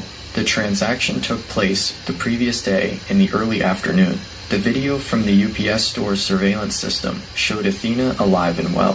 She did not appear in distress and wasn't with anyone. Another friend of Athena's, Shelby Holmes, found out about Athena's death from the local news. She said she was devastated. She described Athena as fun and said she loved to dance. Shelby called the tip information number and got in touch with Detective Neal. She told him about Athena's son, Levante Lazar, who was away attending college in Bloomington, Indiana. He thanked her for the information and contacted the Bloomington Police Department, which made a death notification in person to Athena's son. Hello, are you Lazar? Mr. Lazar? Yeah, Levante Lazar. Okay, is Miss Valentini your mother? Yes. Can I step in and speak to you, please? My girlfriend lives here, but sure. Is it you live here with her, though? Yeah, she's here and a dog. Okay, would you mind if I come in? Oh, yeah, sure. Okay. Come on. Thank you. No puppy. He's up. Hello, how are you? Okay, how are you? Doing pretty well. Was contacted this afternoon by the St. Louis Obispo County Sheriff's Department or District Attorney's Office. I don't remember which one. Okay.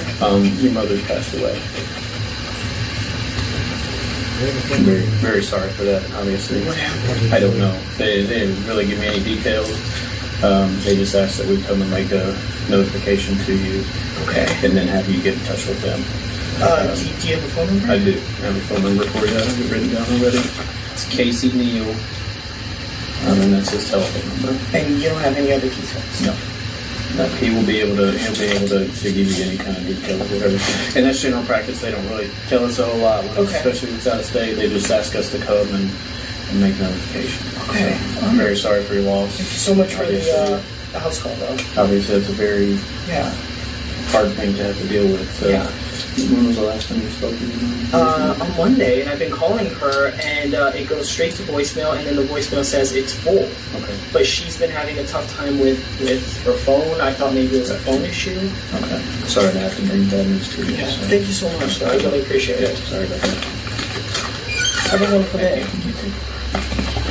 Detective Neal received a call from Levante within a few minutes of the officer leaving the apartment. The detective said Levante had little reaction. He seemed fine and wanted to continue to talk about what happened to his mom. When asked, Levante said he had not seen Athena in person for a long time.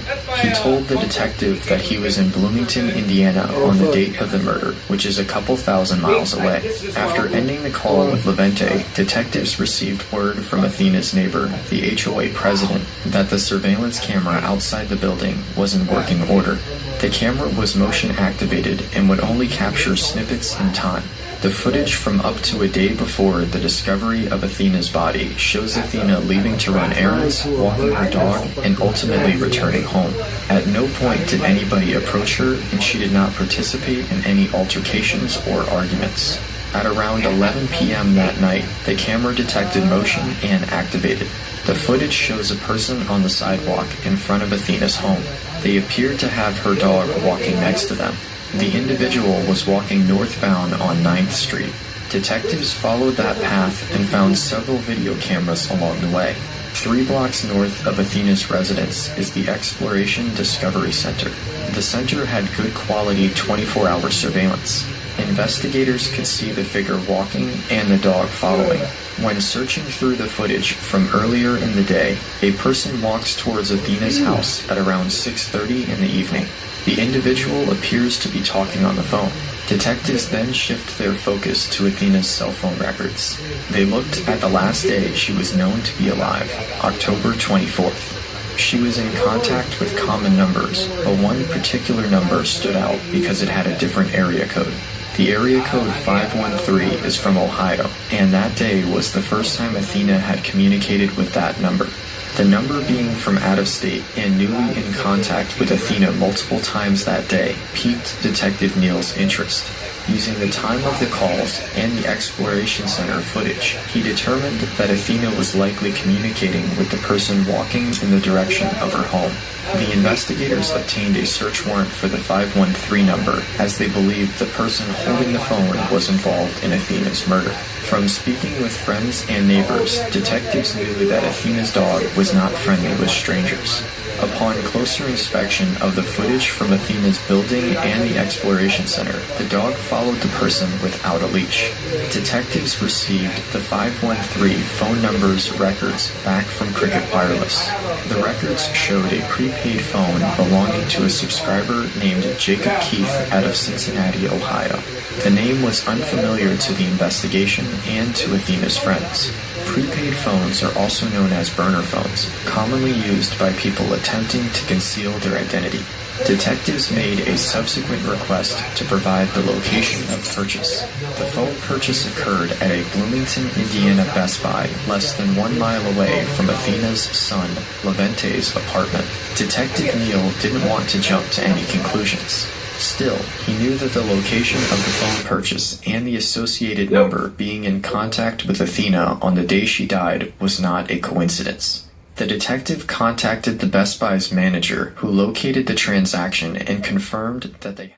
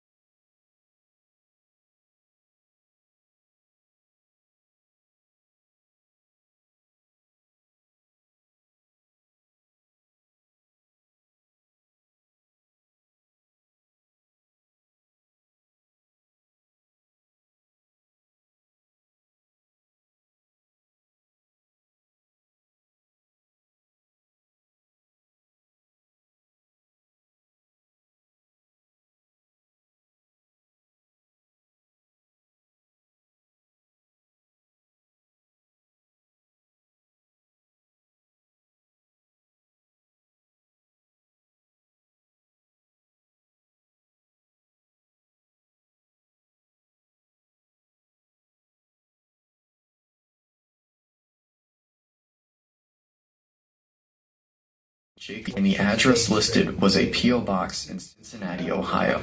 Neither the name nor the address led to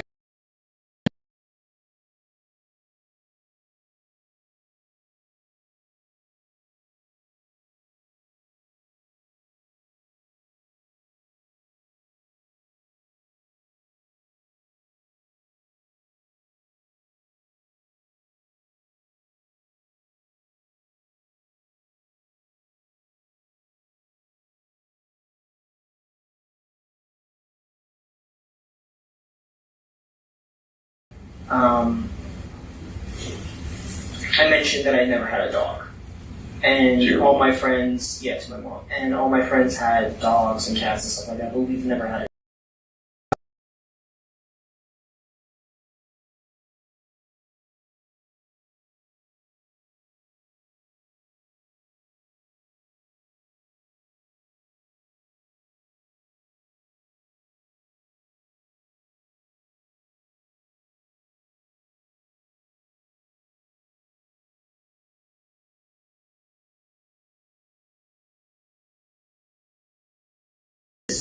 The dog will listen to her. And you too, I would assume. Yeah, of course. She kind of listens to people that.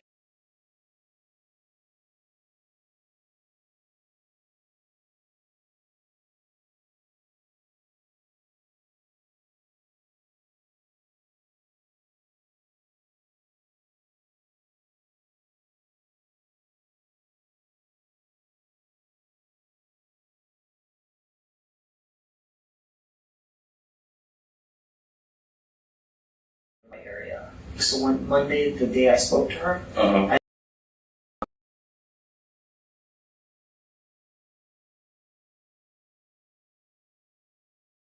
Kind of what I need a little bit of help with is because, and you've had your phone with you that whole time? Yeah. Okay. I was able to get your mom. Okay. And so your number was one of them on the 22nd. Yeah. So they came back with those records when I asked from AT&T. Okay. And so they showed your phone going to Springfield, Missouri on the 23rd, I believe. 22nd, 23rd. Can you help me explain that? Not Missouri. I went to Mount Vernon in Missouri. But that was, I'm sorry, in Illinois. I thought that was Illinois, Yeah, but that's as far as I went. I didn't go to Missouri that day. Oh. Or that week. Really? Missouri was the earliest time I was in Missouri was in June. Okay. Of this year. Okay. Yeah. Then that's the only phone you have? That's the only phone I had. I had this in January last year. Oh. No, it's just strange. I mean, so basically when our phones travel, they talk to cell phone towers. Correct. Right. So you're a smart guy. You probably know better than me.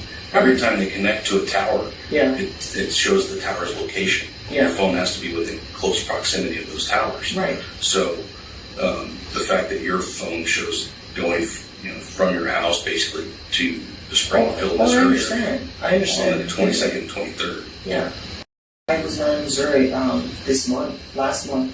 June was the last month I was in Missouri. Huh. Late June. And the other curious now we're thing gonna make is something fun. 25th, make a multi-window. your phone is showing up in Texas, and it tracks all the way back to your house from Texas. The last time I was in Texas was when I moved out here. That was 2015 because I drove here. Okay. Yeah. When I looked at your phone records, what I did was I looked at the other callers that called your mom, okay? And I found another Cincinnati, Ohio number that looks like it was traveling with your phone to your mom's house. I don't have another phone with it. Yeah, well, Extra so when I looked at that, and I put the two records together, I understand. I have a map from your house to your mom's house. Oh, to my mom's house? Correct. Okay. With those two phones, the maps directly from your house on the 22nd to your mom's house on the 24th. I can promise I was not. Okay. I was not in California. I was in January. Listen to me for a second here. So, when I looked at that, I checked, and there's other systems that we can check, that they have what's called a license plate reader. Okay? And when the license plate gets scanned on that, as you're driving down the road, it takes a picture of your car. Okay? And the picture it took in Texas, and in Arizona, and in California is a picture of your car. Okay, listen to me a little bit. Okay? All those records clearly show a visual Jeep. Okay? There's video surveillance cameras on your mom's apartment. Did you know that? I did not.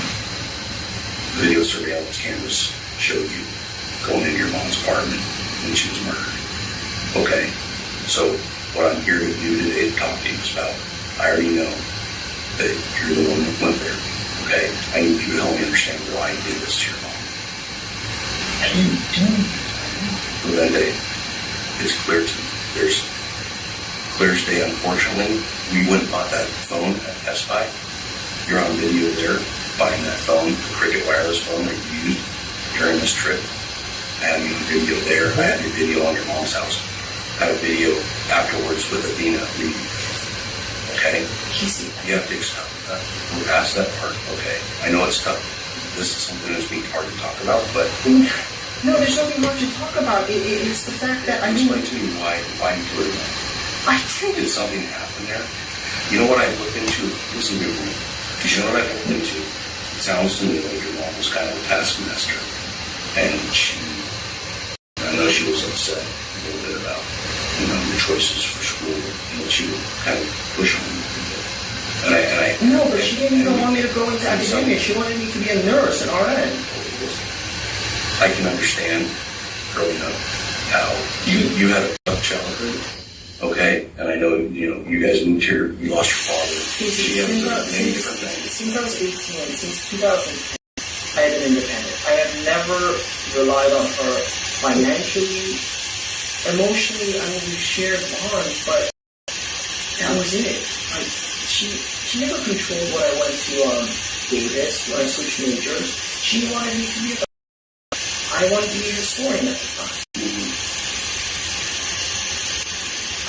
Well, there had to be something where... Listen to me. It's clear to me, okay? Let me show you a couple things here. Okay? Just so you know. Okay, here's your trust, right? Okay. And this goes into explaining that you are her sole heir, so you do get her buffer. But I didn't even know about this. I mean, I knew she wrote one up, or she talked to attorneys, but I didn't know about this. Let me show you a few things here. So we can get past that. It's more about them. Okay. It's not about what? Okay. I don't understand what you're saying. This is your house right here. This is your mom's house. Okay. You understand that? There's pictures. Taught you along the way. That's your deed, correct?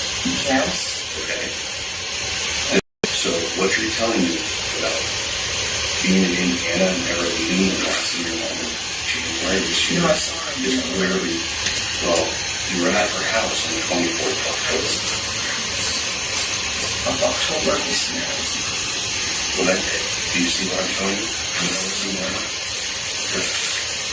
The pictures of your Jeep was taken all on your route with you in it. Okay? The video at your mom's house showed you driving by at 3:30 that afternoon, okay, in your Jeep. Okay? Understand what all this says is that you will. So for you to sit here and tell me that makes zero sense, and it doesn't look, good for you. Okay? What I'm trying to understand is, did something happen when you were there that caused a struggle with your mom? No. Were you just mad at her? Are you trying to do me money? No. I don't need money. So what happened? Tell me what happened. That's the only way we're going to understand this a little bit better. Because you seem like a very intelligent, smart, and a nice person. And something had to have happened that we all make mistakes. No! I mean, I understand everybody makes mistakes, but no, First of all, as you pointed out, I had a rough childhood. But you know what? I've always had my mom. She was our number one person, with the exception of the dog that I could go to. There's no reason for me to hurt her. I never hurt her. I never did. If anything, I went out of my way to help her all the time. There's no... Can you explain this? I absolutely don't. But I did not do anything to her. I really didn't. I can't. Do you understand that there was video surveillance all over that complex? Okay, there was. I watched you go in and out of the house. I watched you. Your mom actually had a video surveillance in her house because she was the training. Okay. I watched you do it. Okay. What do you mean you watched me do it? I didn't do anything. Casey. Help me explain why. Why? What happened that day? What happened in your life around that time where you decided nothing to have to do this? Nothing. Was it a spur of the moment? So your mom, you called her that day several times, and she actually told her friend about it and left voicemails about talking to her on the 24th. Yeah, I spoke to her. You told me earlier you didn't. You had called her from the phone from Best Buy. I didn't have only one phone. Keys. Did you not have a phone at Best Buy? I didn't. Do you want me to show you the video of it? Do you want me to show you the video of it? Sure. Extra caught. Okay. So caught. Just be like, alright, man, you got me. Do you not believe I have this? Casey. Look, I understand you're looking for motive, but there's absolutely no reason for me to hurt my mom. Okay, this December, I was talking to her about meeting Hannah's parents. Okay. I asked my mom for her engagement ring so I can use it as a promise ring for Hannah. Mm-hmm. There was nothing. Did you find the ring there? I don't have a ring. I absolutely do not have a ring. I'm not gonna hurt my mom for a little gold ring. I know, there was more to it. Okay. That was it. You have to, why did this happen? Why did you hurt me? Did you understand that it's too much work? I understand. Do you understand that? It communicates. There's some towers, like, let's say you're 25 miles away, and every time you move from one zone to another zone to another zone, it kind of follows the cell tower, or nearby cell tower. I understand that. Okay. But, like, for example, I don't know why it said Texas. I haven't been to Texas since I first moved here, which was 2015, because I drove through it. Mm-hmm. That's it. You didn't buy a phone at Best Buy? I didn't put my mom. You're saying I didn't buy a cell phone at Best Buy? At Best Buy. You did not? I didn't go to California, but this year I was in January to see, and I flew there. I didn't even drive. Do you realize that these text messages you should show me from your mom after she was dead? Mm-hmm. They were sent after she was dead. You sent those texts. Yeah. Yeah. From my phone. Right. You sent those texts from your mom's phone. Because she was already dead. She couldn't. What? No. Look. Hold on. I'm sorry. No. I didn't send those text messages. I don't know. Look, I finished the test. First of all, why don't you... Is there a way to see... You're accusing me of hurting my own mom. Well, do you understand why? Because of a map of a phone and another phone traveling. Videos of you at her house. Walking in the house, walking out with the dog. Okay? I know this. Where's Athena? I don't have Athena. Where is she? I don't know because I haven't... Did you leave her there? Is she still alive? I don't have the dog. I don't know if she's alive. I haven't seen the dog in my message. Because I didn't. Okay. Look, I've been open with you with everything. Yeah, no, I appreciate that. But unfortunately, I have things that show different. So because I like you, I want to spend this time with you. But I'd like to understand why. It's clear that look, something happened that day with you and your mom. Look, okay, let's lay it down. It's not financial. I don't need money. I I didn't even know that she left this for me because she said she was going to leave it for Judith, for Judy. It's not the dog. I don't want the dog. What is it? There isn't anything. I'm trying to lay it down for you so you can see that there is literally nothing. I had a good relationship with her.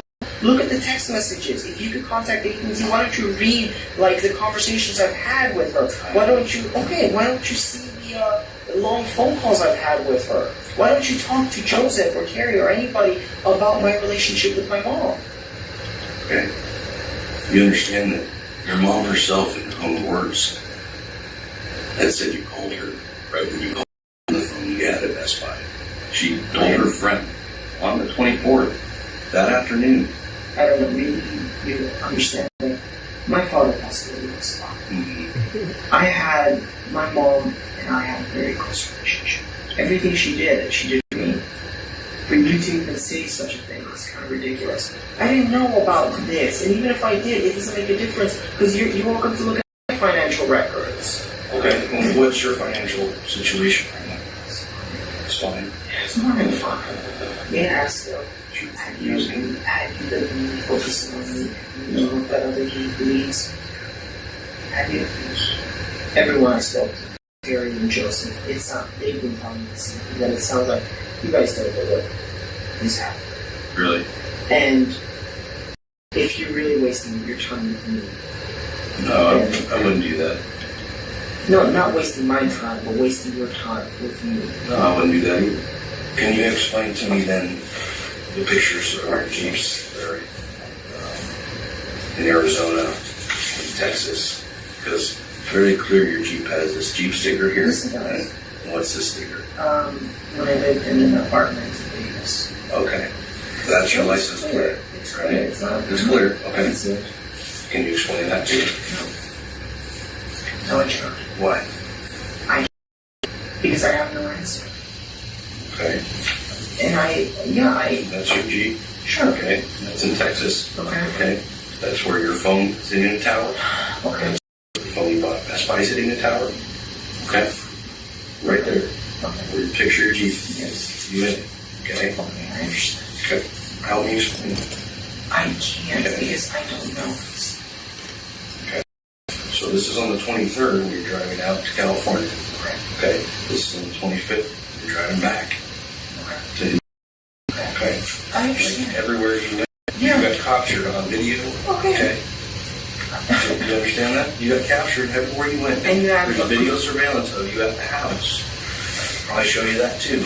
Okay? The Best Buy is really not that important. I know you had that phone and you called your mom from it. Because her own record showed, your record showed, and she tells her friend about talking to you right after that phone call from that phone, okay? You're on video at her house. Well then, Dave, do you understand that? Do you understand that? What you're saying flies on the face of reason. No, I understand what you're saying. What I don't understand is reason. Okay. Proof, I guess. Okay. Is that not your Jeep driving in front of your mom's house? That's on the 24th of October. I can't. Oh, Jeep. Okay, that's your Jeep, correct? I don't know. What do you mean you don't know? I don't know. I just saw a Watch it white. again. Here you go. Okay.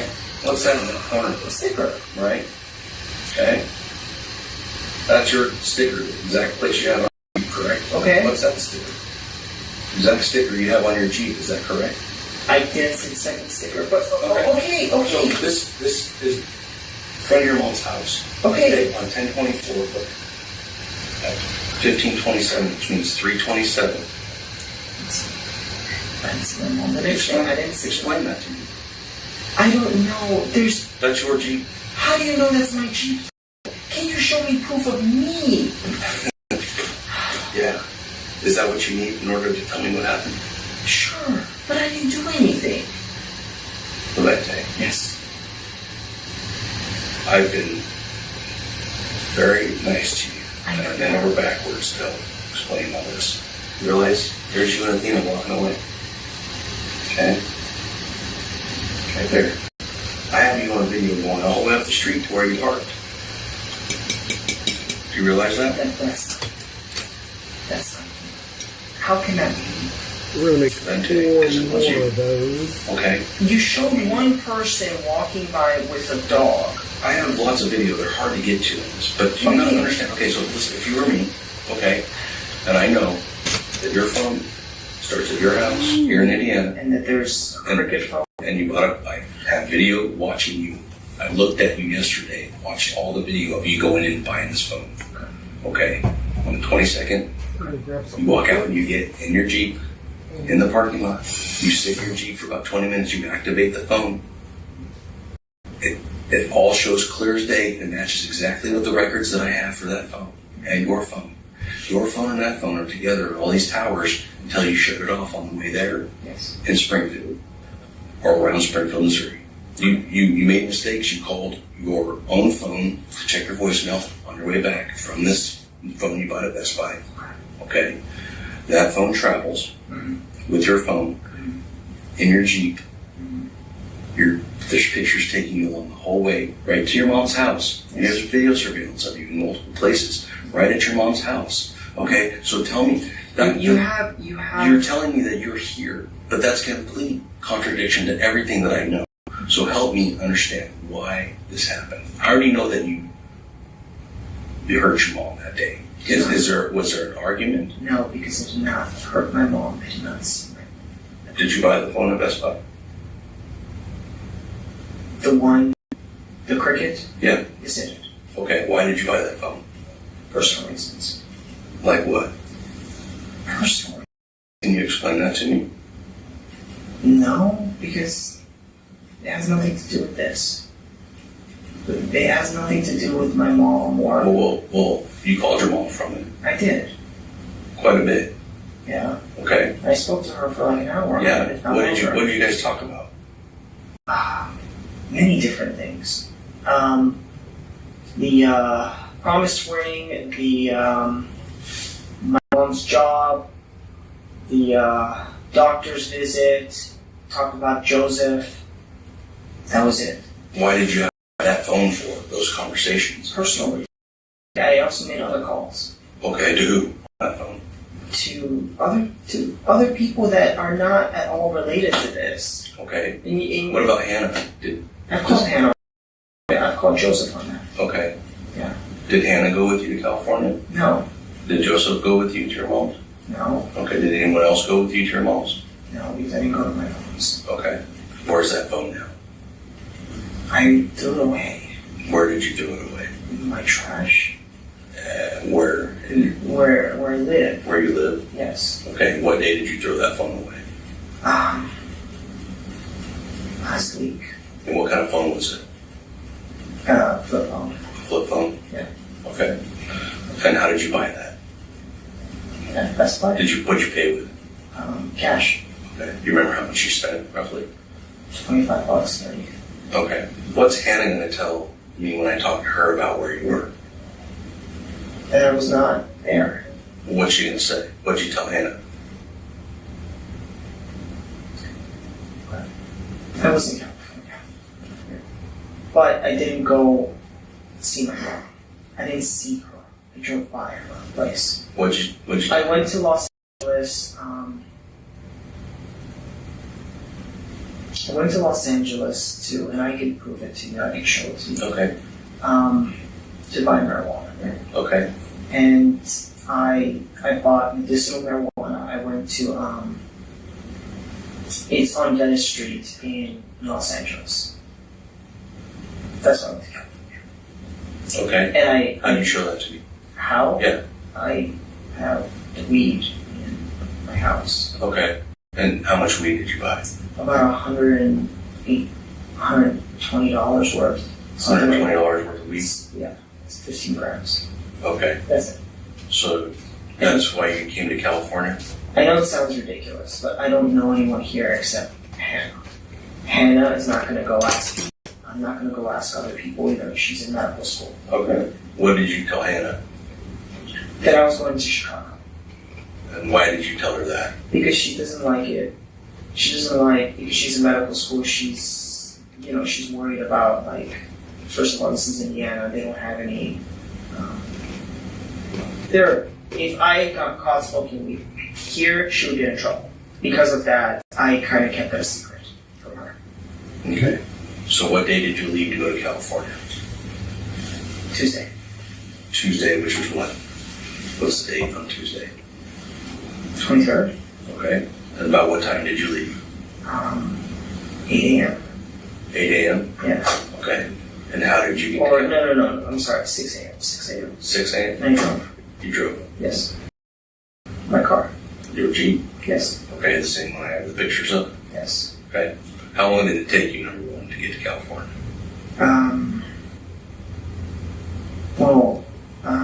Thursday, I think, was when I got there. Thursday, because I went to LA and that's when I bought marijuana. How many hours driving is that? 30, 40. 30 or 40 hours? I really don't know. Did you stop and stay in a hotel anywhere? No, I just drove all the way through. You just drove all the way through? Yes. And you got to California on Thursday? Thursday. About what time? Afternoon. It was about 1 o'clock, 2 o'clock when I went to Los Angeles. Okay. So did you stay anywhere? No, I drove the entire time. You just drove straight from your house to LA to your mom's I house? stopped and then straight back to Indiana? I stopped and slept. Where did you stop and sleep? In the driver's seat of the car. Okay. Well, where did you actually stop? Going to California, first place I stopped was Albuquerque. Albuquerque, New Mexico? Yeah. Okay. And you remember where you stopped? No, it was like a rest stop. So it was not in Albuquerque, it was nearby, off the highway, rest stop. Okay. How long? 3 hours, 4 hours. Okay. Yeah. Was that the only time you stopped? For that trip. For that entire trip? Went to California, and then I went to an In-N-Out, and then I stopped in the car there after eating, and then I went up to my mom's. I was going to surprise her. She wasn't there, and then I drove back. Okay. When you say she wasn't there? She wasn't there. I called her on my Cricket phone. I drove by. Her car wasn't there. I called her on my phone, the other phone. She didn't pick up. I guess she was at work. And I had to get back. When you got back from this trip to your mom's?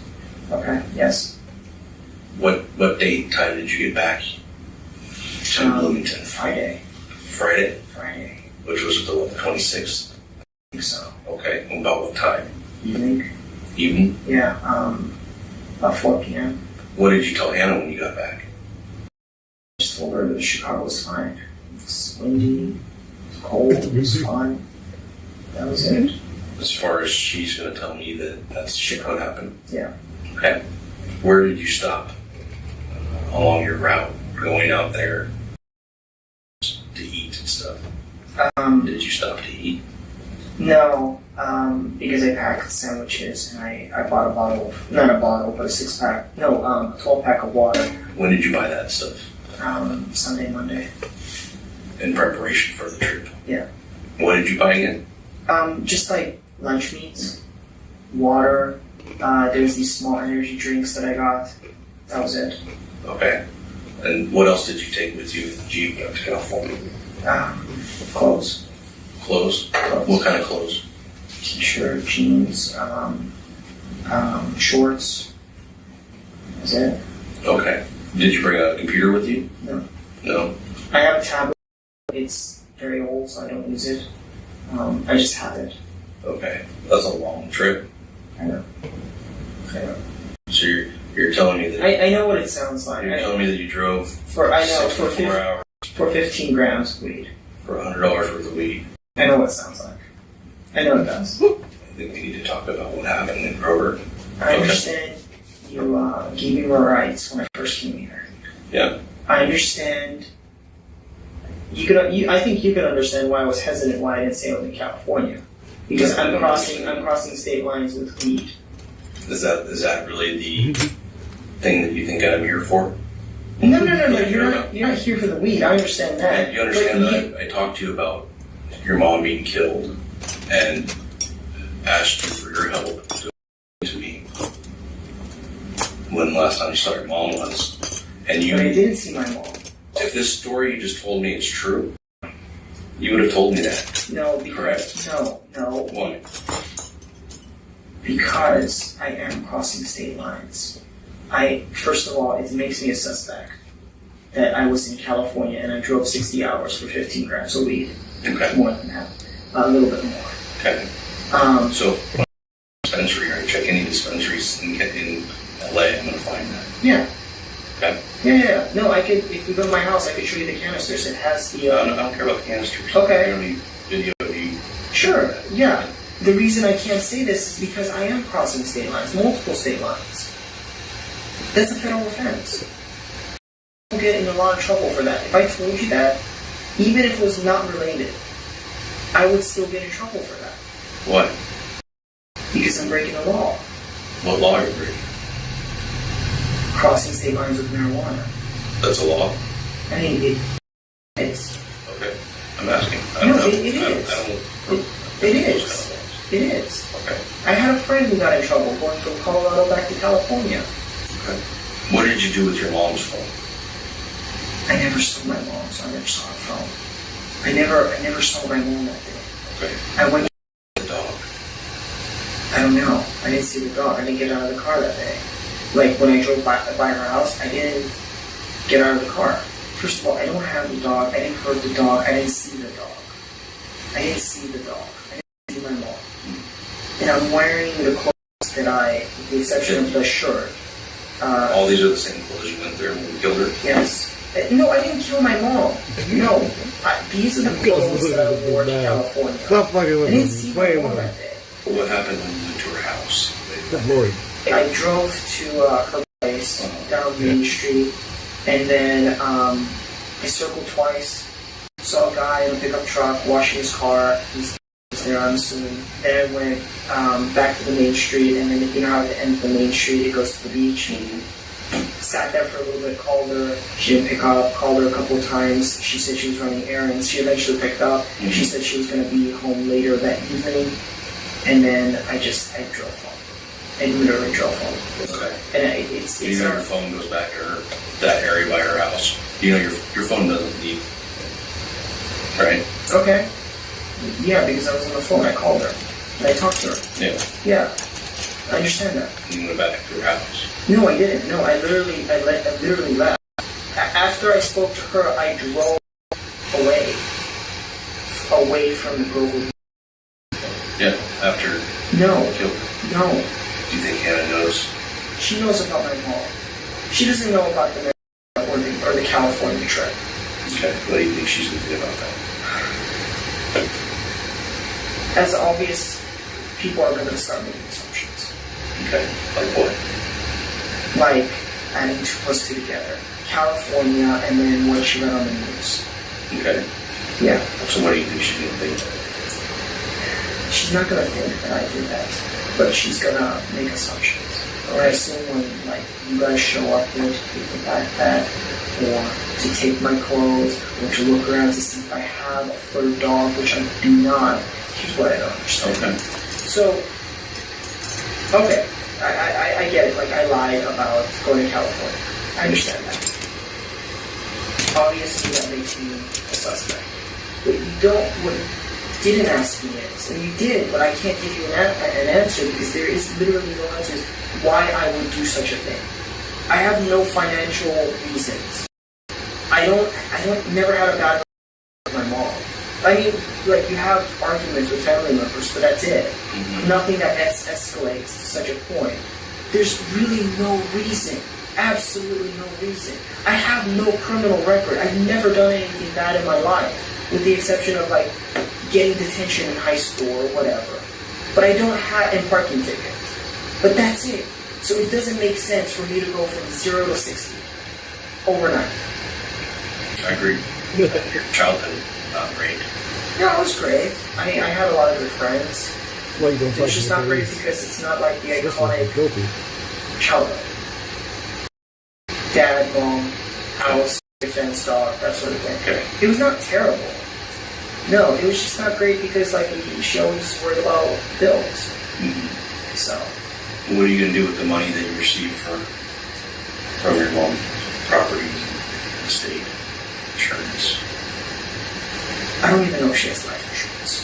I don't know what she has. I don't know because I don't even inherit debt as well. I really don't know. That's something I would have to talk to a financial aid about. Okay. What am I going to see in the internet browser?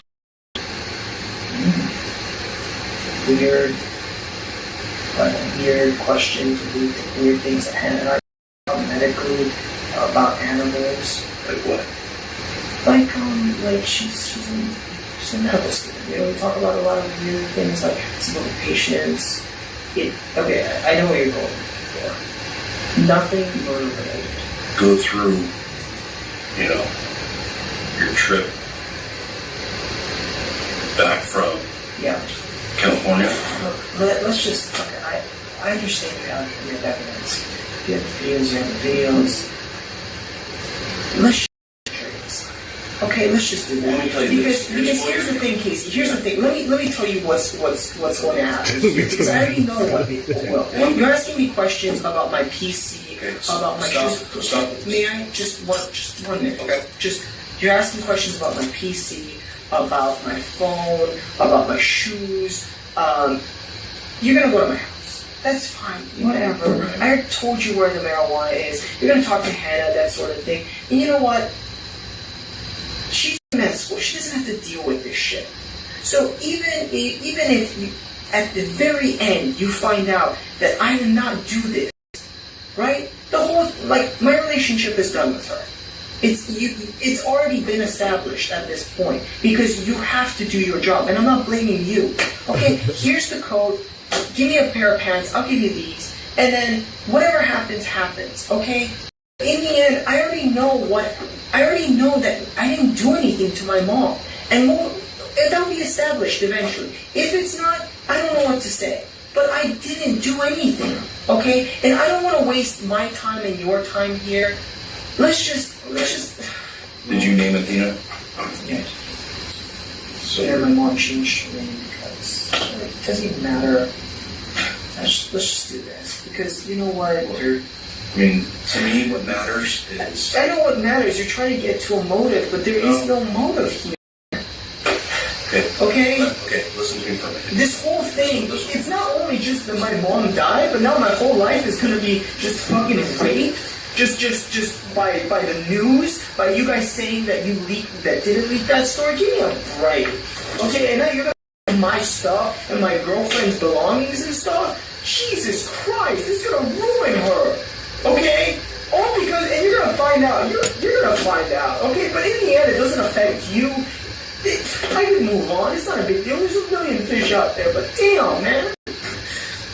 Well, listen, Lorenzo. Sure. Here's the deal: is I don't want your girlfriend to think this because there are only two things you said when it comes down to it. Yeah. Okay. We have all this evidence showing. Dude, what else do you want from me? Listen. What I want is you to listen for a second. I'm listening. Okay. There's two things in that day that I know. Okay. One, it's not about who did it. I know you did it, but here's what like the jury's going to see, or Hannah's going to see. More importantly, is you either one, you're a cold-blooded killer who has no remorse, and your mom planned did it, or two, something would happen there when you went to see your mom that I don't know about that you cannot fill in, and that's the only thing that the jury or Hannah needs to know about you. No. You understand that? So, are you a cold-blooded killer? Or did something else happen in the house? I never. What else happened in the house? I never saw. No, that's we're past that, Valente. All right, we are. How are we past that? We're way past that. Prove it. I'm telling you, I've already proved it. Okay, that you did this. Okay. No, you haven't. Okay. To me, Valente, you need to be able to explain it. Because no one else is going to understand. You're the only one who gives us that part. Okay, so there's no reason for me to never. Okay? You want to brand me as a cold-blooded killer? I don't want to brand you. Or the jury? Fine, but we'll see. But you don't have the evidence. Did something else happen? No, because I didn't see my mom. I did not see her. Like, face-to-face, like, interact with her. I did not see her that week. I wanted to surprise her. I wanted to tell her in person that she is going to have a daughter-in-law. And did you tell her that? No, because I didn't see her. I was going to tell her in person.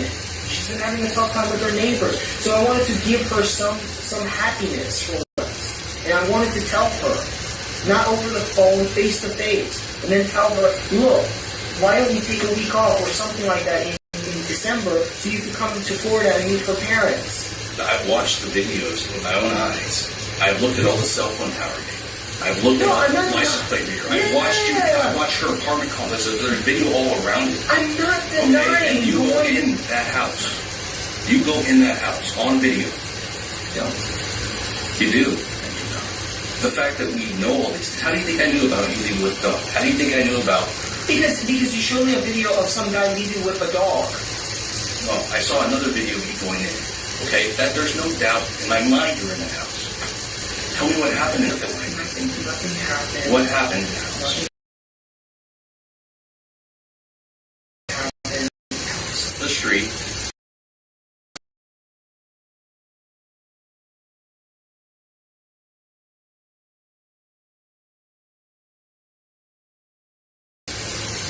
Get rid of her, return mom's phone off right after that. Okay, so her phone goes with you, with your cricket phone and your other phone. We're communicating with towers right from her house. Okay, you took her phone with you. Because I didn't see them home. I didn't go in the house. Look, I'm not in denial. Okay. Okay, I'm not like I don't have dual personalities or anything like that. I'm telling you. You understand that the story you gave me about driving 64 hours across the country to buy marijuana, $100 worth. I know. Do you understand how ridiculous that is? I do know. I do know. So then you should understand. You're a smart guy. I do know. No, I understand it completely. And the thing is, like, I can't say anything otherwise. No, listen to the rest of it. Okay. If you bought a prepaid burner phone from Best Buy so you can make this trip to contact your mom, I want you to tell me what each thing means. Okay. Burner phone, traveling across California, lying about the trip to a detective, not telling anybody about it, including girlfriend. $100 leave. And then visiting mom's house. I know what it looks like. A phone, that's weird. Like, why isn't he just calling from this phone? Oh, probably he knows that. Cell towers. And I think I already mentioned how I know the cell towers work. So that's established. Traveling across the country, not telling anyone. That's weird. Why doesn't he tell anybody?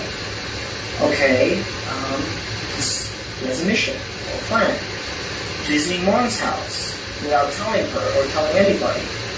That's also weird. I know what it looks like. Okay. But the thing is, all that by itself would be weird, except for the time that you went there. I know. We find your mom in there. Okay? If there's some other reason that I don't know about other than you're just being a cold-blooded killer, you know, you can tell me that. From 0 to 100? Yeah. It happens. I've been doing this job a long time. It happens to everyone. People make mistakes. People get frustrated. People get angry. People need things in their lives that they don't have. So there's a lot of reasons people go from 0 to 100. You've been to my mom's house. There's nothing I need in there. Even the promise ring. Like, I don't care about that. I did not go in the house. I didn't. How can you say that? How can you sit here and tell me that when I know different? How can you sit here and tell me that? Because... Do you know how ridiculous that sounds? Because That's ridiculous. That won't make sense to anybody else either. Do you understand that? The only thing that's going to make sense is if you can help explain what happened in there. I can't because I didn't go in. I can't tell you what happened if it didn't happen, correct? I can't. You're choosing not to because it did happen. No, it didn't. Levente, that's not a question for me. I have no question about that. I want to know why. I had a very good relationship with my mom. Very good. Up till that day, and other people told me that actually you were fairly rude to her sometimes. Okay, so that's why I'm trying to get rude in what sense? Like she calls me 9:30 and I have to tell her I have to go. I can't talk to you. That's not rude. I never swore at my mom. I never said any bad word in front of her except maybe like you know. like not directed at her. Like I would say a bad word, but not like fuck, bitch, or cunt, or anything like that. I would say like, oh, that's dumb, but I was never rude to her. Well, okay, I don't know who's saying this. They listened to you talking to her on several occasions, and they do say you were actually very rude and did cuss. And that's what I don't want everyone to think at the end of the day, that you're some cruel guy to your mother. Oh my gosh. I need you to help me explain what happened so we don't think that, because that's what we have to think right now. I can't. That's what we have to think right now. How did your Jeep get right there? How did the other burner phone you bought get there? Because both phones were in the car and I drove by our house. Okay.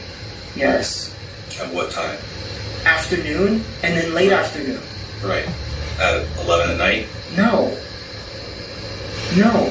I left long before then. Well, your cell phones didn't.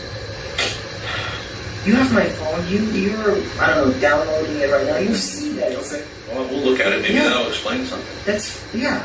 Okay. Let me go see if it says. Look, can we just please continue the conversation? I know you're going outside, taking a break, that sort of thing. Okay, I already said, let's just speed up. I gave your phone to my technician that can download it. Okay, let's just speed up this process. Okay. Do you not want to look at your phone? Help explain what's on there? No, because you're gonna leave the. I've seen enough TV to know what happens. Okay, you're gonna leave the room. You're gonna let me sit here, vegetate in my own thoughts, that sort of thing. I can't go to the bathroom. Can't drink water. It's gonna pass 24 hours, that sort of thing. I'm not. You say I'm smart, but come on. I know some of these tricks because I've seen TV. Okay. Okay. You always thought a lot about this. No, well, yeah, because you left the room for like half an hour, and I have to sit here and think, what else is he gonna do? Okay. Do you want to look at your phone with me? If you want, sure. You might be able to explain things, and that's why I asked. Whatever you want. Do you know your? Okay, I'm. You know, since we've talked on the phone, I have been very forthcoming with everything. Forthcoming, except the California trip. I'm forthcoming about my clothes right now. Okay. Okay. I just want to push and help in whatever way I can, just expedite the whole thing. Let's go. Let me see if your phone's done, and I'll bring it in here and we'll go again. That might help expedite. Just take me to California, whatever is going to happen. Okay, let's just do the whole thing. You stay here. I'm going to go get it. Okay? What do you owe money to the IRS for? Pardon? What do you owe money to the IRS for? When I got stipends from all in 2010 2015, the attorneys informed me that they were tax-free, but they were not. I'm going to use my fingerprints on there and start comparing. What other information is there on your cell phone that we have that's going to be helpful to explain anything? Nothing that I can think of. Okay. Nothing for you, nothing for me. Like in my defense, and nothing that could incriminate me in either of those things. Okay. You've already made a stance of where you are with this whole thing. That I'm a cold-blooded killer, or you're trying to narrow down like why I did this. But I didn't do any of those things. I did not hurt my mom. I'm not a killer. I've never done anything like that before, ever. Okay? Nothing. And you know what? I'm not going to start dragging other people into this. I'm not. Because already, what I'm imagining right now is that you already have a bunch of cops at my girlfriend's and my house going through our shit. And she's going to come home after a long day of work. She wants to play with the pups. And guess what? She's going to come home to that. Okay? And she doesn't deserve that. She doesn't. That's why I've been so forthcoming with the whole thing. No, I don't have that. I don't have that. Because it's this. No, it's not this. I don't have that. I just have the property titles. That's at your house. I only have the property titles. You're saying I don't have a will or testament. I don't have that. That's at your house. I don't have that. I don't have that. I don't have that. I'm telling you right now, I don't have it. They told me they just found this in your I don't have that. I really do not have that. I only have property titles. Are you ever gonna show me that picture or that video of me walking into my mom's house? Is that what it would take for you to tell me the truth? I'm curious because Would you tell me the truth if I showed you well, that? you've mentioned. Would you tell me the truth? You've mentioned a lot of evidence, but you've never shown me anything except the Google, Would you tell me the cell truth phone. if I showed it to you? I mean, is that what it takes? Is this a psychiatry thing going back and forth with questions? I'm asking you, are you ever going to show it? It's either yes or no. It's not a question back. That's what I'm asking. What if I showed it? Same thing. What would you say? Just showed. What would you say? Oh, I gotta see it. I don't know. I have to. Why would you have to see it? You know. Because no, I don't. Because you're telling me this. You're telling me you have so much evidence of this and that, but you haven't shown me anything except the the map and the cell phone. I didn't go to my mom's house. Prove it to me. Just please prove it to me. Because and then what? I don't know. Well, I don't know. What do you mean you don't know? What do you mean? Then you would tell me what happened. This is a psychology thing. It's not. This is like a psychology meet where you ask one question and then psychiatrists or psychologists ask a question back, and it just goes question, question, question. Nothing gets done. Let me go see if you found that. I'm just asking.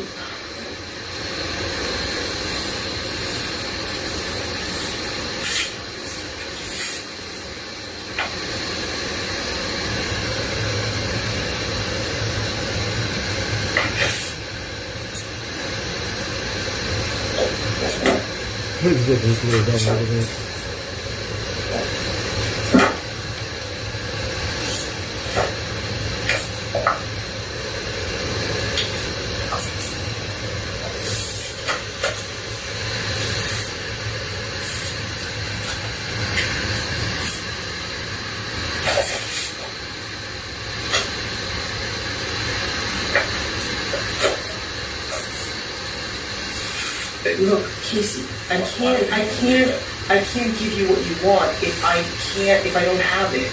When you have it, you just choose not to tell me. This is a choice you made. Okay? The choice you made to kill your mother. The choice you made to come up with these bizarre stories that made zero sense. Wait, how are they bizarre? Did your team at least found the weed?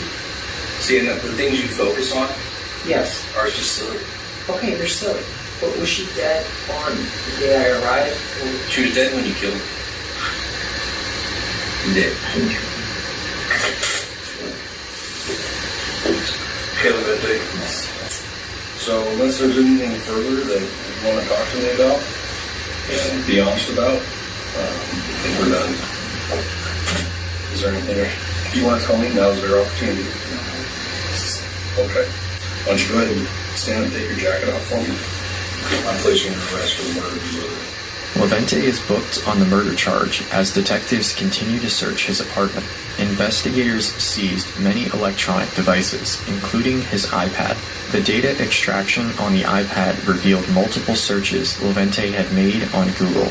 The searches included his name, Levente Lazar, suspect Grover Beach, Levente Lazar, murder Grover Beach, and murder Grover Beach on 9th Street.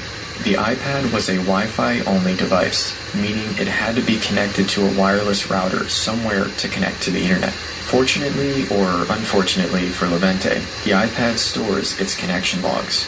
On the morning of October 25th, Levente's iPad connects to the Winslow, Arizona McDonald's free Wi-Fi from 11 a.m. to 11:10 a.m. Athena Valentini isn't found deceased until 11:50 a.m. on October 25th, meaning the searches Levente made regarding a murder on 9th Street in Grover Beach occurred before the discovery of Athena's body. In addition, the McDonald's surveillance video shows Levente's Jeep. Detective Neal was more confident that Levente had committed this crime than almost any other he'd investigated. Lindsay Bittner, the deputy district attorney, looked into Levente's financials. Levente told Detective Neal that he was financially stable, working for Disney, and making money in the stock market as a day trader. Levente's bank account showed he was living off of the $130,000 annuity he received from his mother's deceased boyfriend. Despite the payouts, Levente was down over $49,000 in the stock market. He owed almost $70,000 in student loans and owed the IRS roughly $12,000. Lindsay said Levente's real-time financial situation was knowing he would be out of money in no time. With Levente maintaining his innocence, it's impossible to determine what happened inside Athena's condo.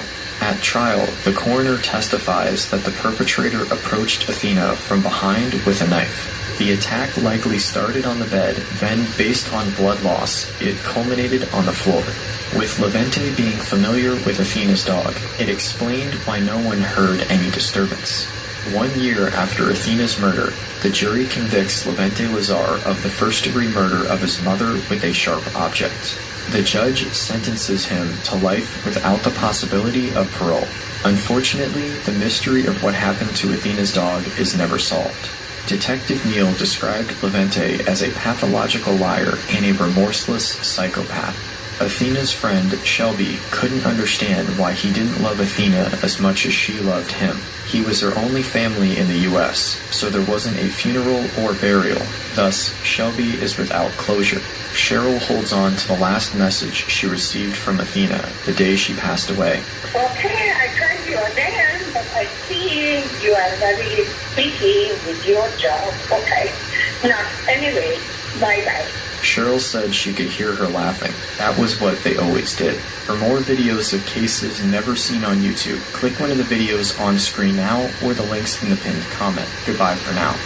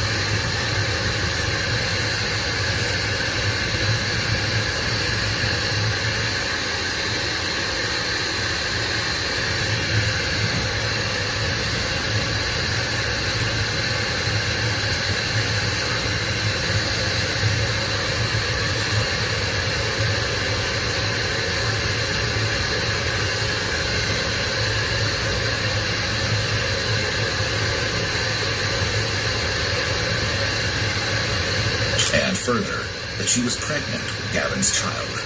This spurred a sense of urgency that drove them to act sooner rather than later. On the Saturday preceding the crime, when Ellen was absent attending a high school band event, Gavin and Russell attempted to break into her house through her bedroom window with murder in mind, messaging Ellen all the while. They quickly found that Aaron's girlfriend was asleep in the room and ran off. Although the attempt drew attention and concern, the police were not involved at that point.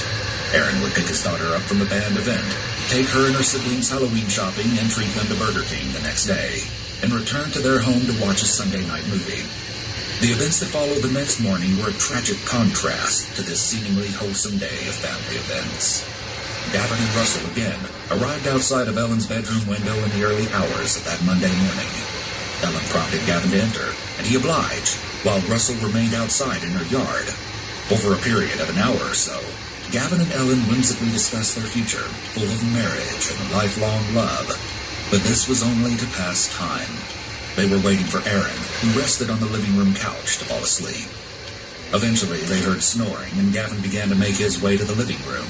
His first attempt failed when he accidentally kicked a trash can. It was still dark. Aaron woke up, Gavin retreated to the bedroom, and Ellen pretended that she had to use the restroom. Oblivious to his impending fate, Aaron purportedly said to Ellen, "Stop scaring me with all these people breaking in lately." When the two heard his snoring once more, Ellen handed Gavin an aluminum baseball bat, something Aaron had kept close by for protection, and told Gavin, "Take him out." After Gavin was finished, he sent Ellen a message informing her that it was done. Russell, who had stood outside with a machete for backup, entered the home at that point to assist with transporting Aaron's body. Russell reported that he was shocked and that he immediately retreated to the bathroom, sickened by the scene of the crime. Aaron's face, as shared by Russell, was scary. Due to the nature of Aaron's fatal injuries, Gavin wrapped a towel around Aaron's head and the blanket around his body. Russell, holding the blanket at Aaron's feet, and Gavin, holding it at his head, carried his body out to Aaron's own car and hoisted him into its trunk. Ellen was the last to re-enter her home.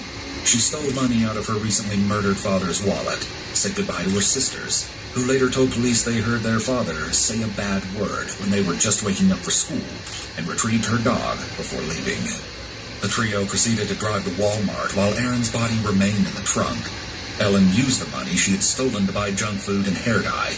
Before leaving, they walked into an SSI building so that Russell, who was on disability for reasons we'll learn later, could retrieve money with Gavin serving as his rep payee. The following eerie footage captures these moments.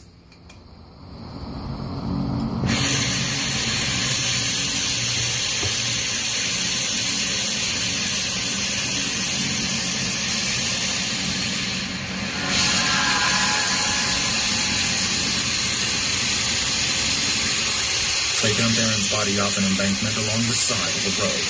Also off the embankment alongside the road, they threw various incriminating pieces of trash and clothing articles. They ditched Aaron's car and walked away with plans of hiding low in an abandoned house, and eventually retreating to California. He dropped his body off on the side of like a pretty well-known road, man. Like some lady was like walking her dog and then found his body. We interviewed dozens of friends and family who knew these suspects, and we found that almost all of them shared the same sentiment. I spent like the whole year with her in band doing competitions and whatever. Someone pulled me aside, was like, "Did you hear what happened with Ellie Fryer?" And I was like, "No, I haven't heard anything." And literally a week or two previously, I had spoken to her and been around her. It's shocking. It was a shock. It was a little bit shattering. It was a murder and a really kind of mysterious and gruesome one, and I don't think anybody was expecting that. All signs aside, no one expected that this would happen. Think about this. Your daughter is 15, 16, and she's with a grown-ass man doing drugs. I would tell them never talk to my daughter again. And it's like some Romeo and Juliet type. You know what I mean? They're not supposed to be together, but they want to be together. Romeo and Juliet laws could be applied there because it's a 3-year age difference. What is the Romeo and Juliet law? There'd be something drastic, you know. And unfortunately, it was taking Aaron's life in such a messed up way. They found like actual evidence of them planning to kill both Ellie's father and the other guy whose name I can't remember, his dad as well. Who's your father? Oh, what's so bad about him?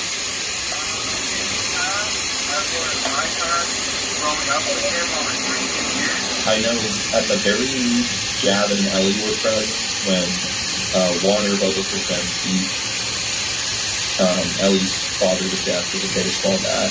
They, then took his car with his body, dumped him not even that far away, I don't think, in a ditch.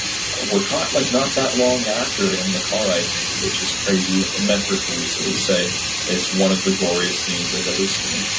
All factors involving these specific 3 individuals culminated with a deadly storm that ultimately led to Aaron's traumatic murder. This is the beginning of an end for Ellen Fryer. She sits stiffly in an uncushioned chair. The walls are bare and narrowly enclosing. Experts designed this room to spur feelings of discomfort, isolation, and unfamiliarity. The interrogation has already begun.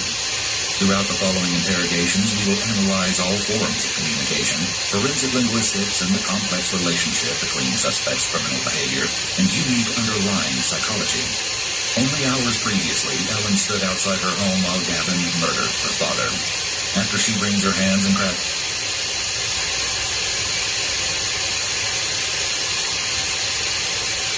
Seems like everyone in the courtroom today almost gasped. How far did you go in school? I'm an attorney. You're an attorney? Mm-hmm. Okay. Yeah, I've been hearing voices telling me to kill myself and to kill other people. When did that start? I have a gun at my parents' house right now. This video shows what happens when a person struggling with bipolar disorder and schizophrenia succumbs to the voices inside their head. On February 22nd, 2022, a 911 call was placed by someone who had just witnessed a car deliberately slam into a group of people.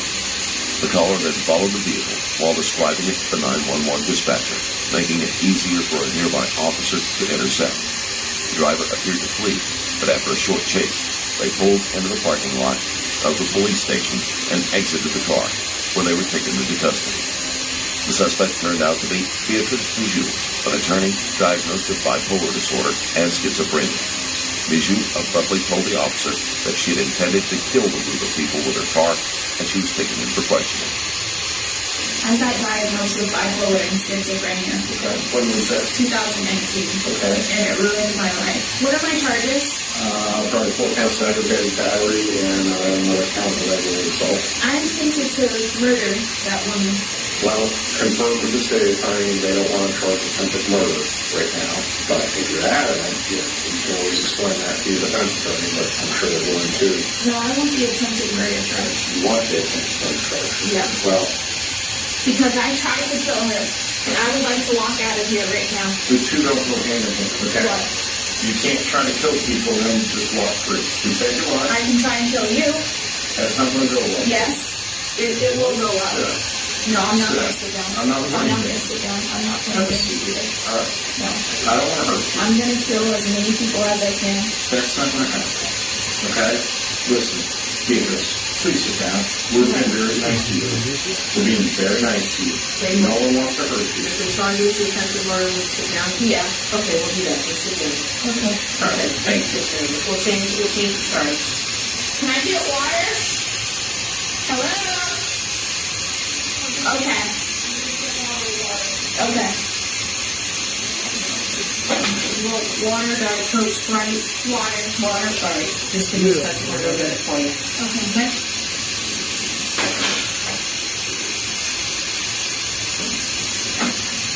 Yeah. Hi. I got water here for you. I'm going to loosen those handcuffs up a little bit and get you a little bit more comfortable out of that zone. Sounds good. All right. I'll get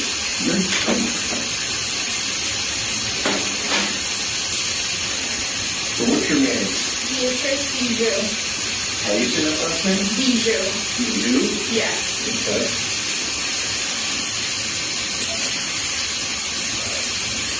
Let's go ahead and stick your hands. I just want to put these on so they're in front of you. Okay.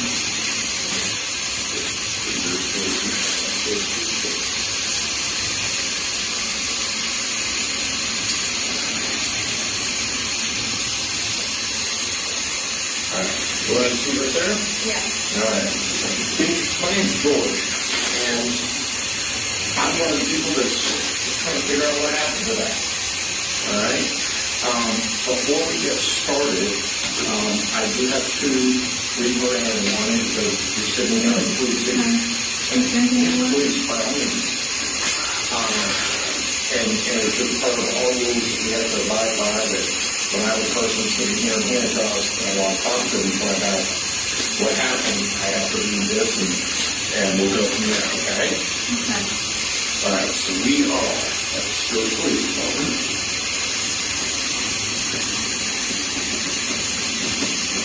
Can I have my phone so I can delete my social media? Well, why don't we talk about that in a second, okay? Okay. All right. This date is... Bijou is calm and reasonable when she enters the room and interacts with the detective. She asks to delete her social media. This is a bizarre request. Anything on her phone and online is a potential source of evidence. As an attorney, she knows this. Cerna takes a sip of water, replaces the cap, and then, without a pause, he removes the gun from his pants and raises it to his left temple. There is no hesitation.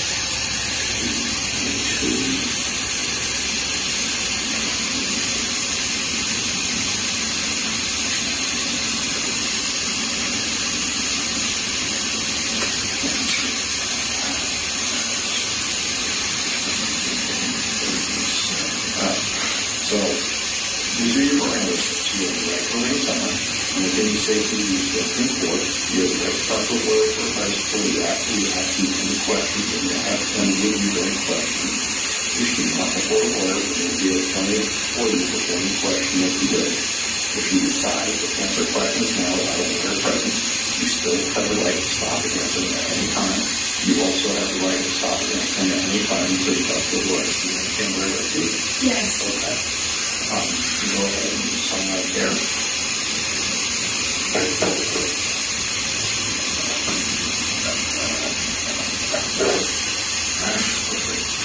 Alright. So I've been told a little bit about that, but I have some basic questions before we go into what happened. Have you had anything to eat today? I ate an apple. Okay, you had an apple earlier. What time was that?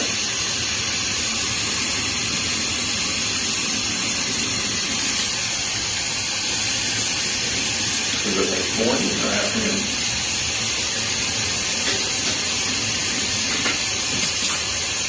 Morning. Okay.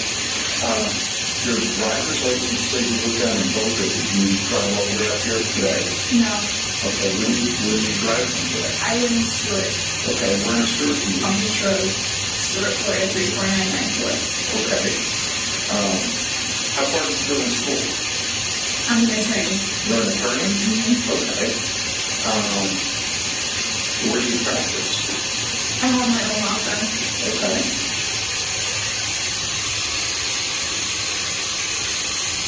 About the energy release you would get if you packed the entire volume of Jupiter with hydrogen bombs and detonated them all at once. Today we're going to be looking at another XKCD what-if video. What would a magnitude 15 earthquake look like? Well, nuclear engineers do account for seismic effects in reactor and facility design, but I'm going to tell you right now, nothing is standing up to a magnitude 15 if it were possible. For those of you who don't know me, I'm Tyler Foltz. I'm a nuclear engineer with a little over 10 years of experience in the commercial nuclear power industry. From engineering and operations to emergency response. I'm not going to know everything there is nuclear, but I can certainly share some knowledge. Check this out. This is a question from Alex, who asks, what if a Richter magnitude 15 earthquake were to hit America at, let's say, New York City? What about a Richter 0 or 25? In New York City, good luck finding a fault line to even get you to 10.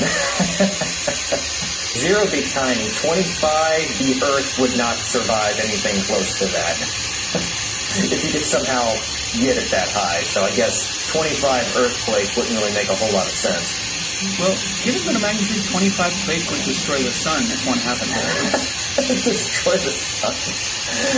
Yeah, there you go. It certainly destroyed New York City. That's awesome. But we're getting ahead of ourselves. The Richter scale, which has technically been replaced by the moment magnitude scale, measures the strength of an earthquake. Since we usually hear about earthquakes with ratings somewhere between 3 and 9, a lot of people probably think of 10 as the top of the scale and 0 as the bottom.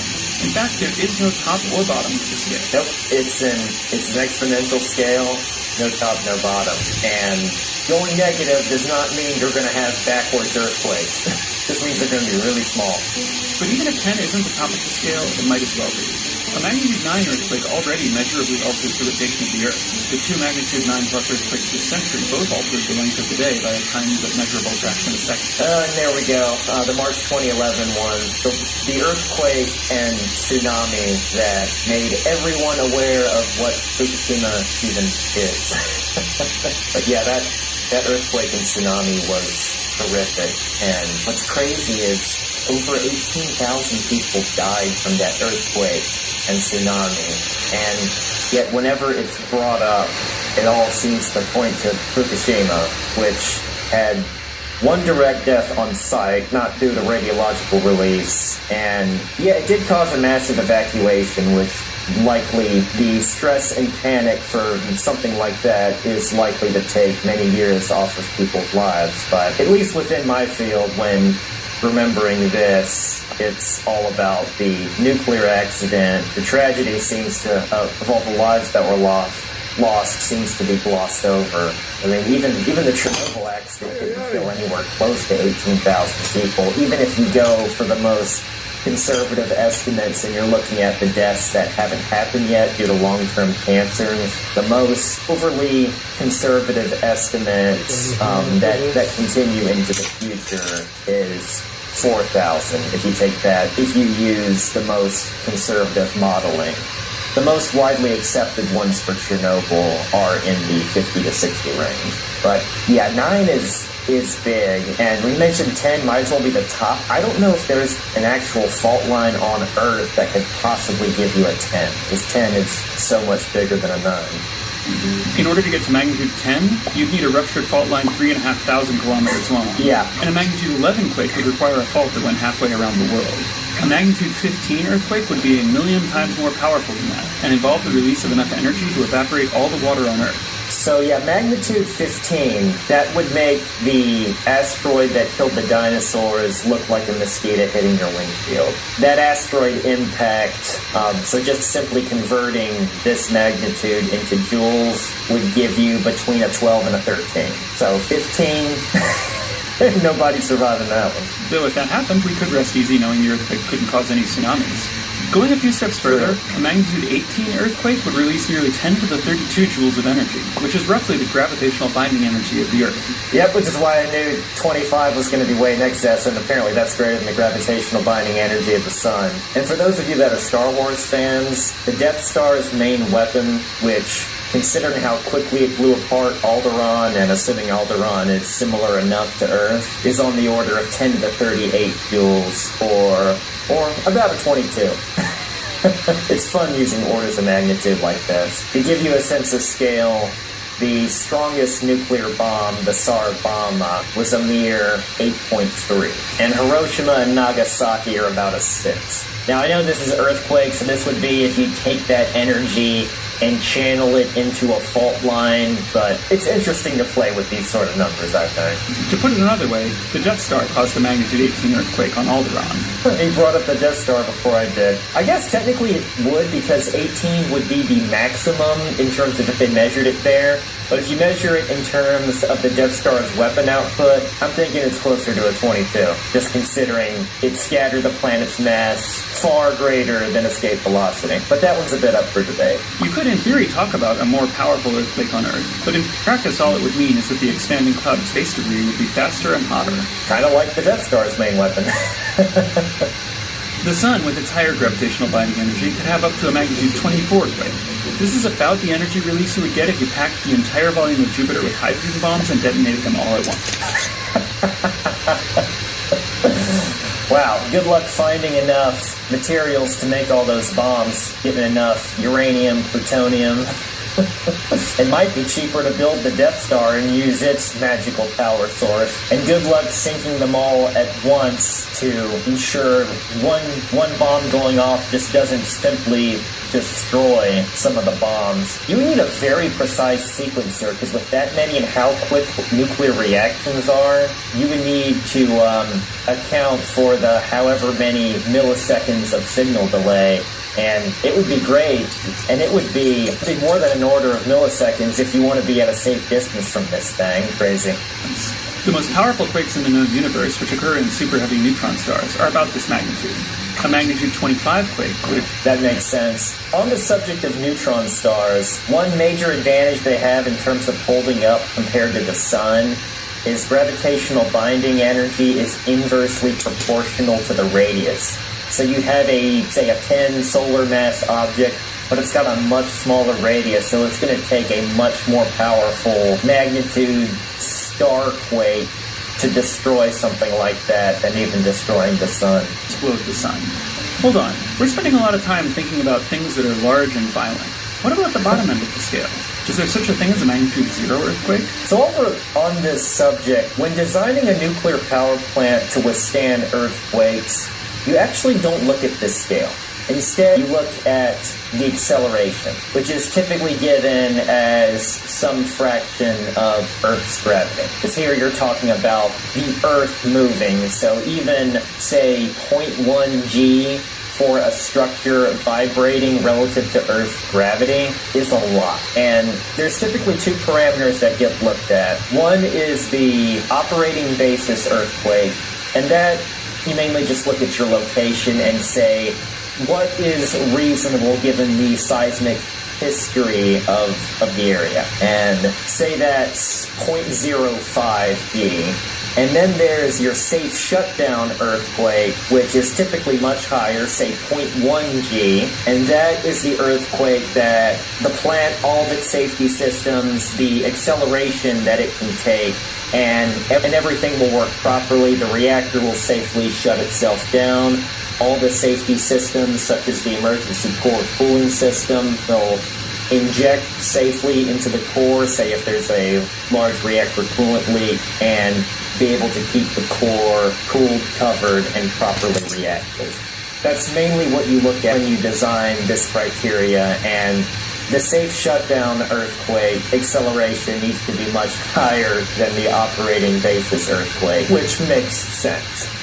You don't want to design something that isn't likely to stand up to what is known to occur in the area. One interesting thing is some of the more modern designs, like the AP1000 reactor. Those facilities have safe shutdown earthquakes up to the 0.3 G range, which is pretty good considering the size of the structure and how much heavy equipment it has.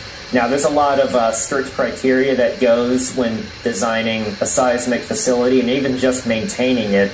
Like, certain tool cabinets need to be anchored in the right spot, and those are routinely inspected, and snubbers in the piping and joints of the facility are routinely inspected every outage, and there's a lot of them. I used to work closely with the principal engineer that walked down every snubber during every outage, every cycle, to basically ensure that the plant can withstand earthquakes, also hydraulic transients, water hammer, that sort of thing. And should the safe shutdown earthquake occur, then the emergency response procedures are basically to make sure everything shuts down properly. Everything should respond automatically, but there are additional options to manually shut down the reactor, manually initiate safety injection, either from the control room or locally if necessary. Do train on having to locally open the reactor trip breakers. But no, they are not in the reactor containment building like a lot of movies infamously portray. They are in the electrical auxiliary building, which is not even a radiological controlled area. Just have a plant operator open the breaker, hot stick the breaker if necessary, and all the control rods fall in a couple of seconds, and the reactor is safely shut down. No radiological PPE required. Though if they're hot sticking a breaker, arc flash PPE is required, which is actually heavier than radiological PPE, usually. Yes, in fact, the scale goes all the way down past 0. Yep. Let's take a look at some low-magnitude earthquakes with a description of what they would be like if they hit your house. A magnitude 1 quake releases the same energy as dropping a partially loaded cement truck from 10 meters onto the street in front of your house. That's great. Yeah, it would create a bit of a shockwave, but things below a 3 you typically don't feel, or you might not even notice that much. And something as transient as that, I mean, and here we're talking the entire, like basically the maximum amplitude, so if this were to happen, you might not even notice it very much. It would just be a thud, not a not a rumble or a tremble or anything like that. One other misconception about the Richter scale is a lot of people think each increase is a factor of 10, but that's not the case. It's actually worse. So you go by a magnitude of 2, so you go from 1 to 3.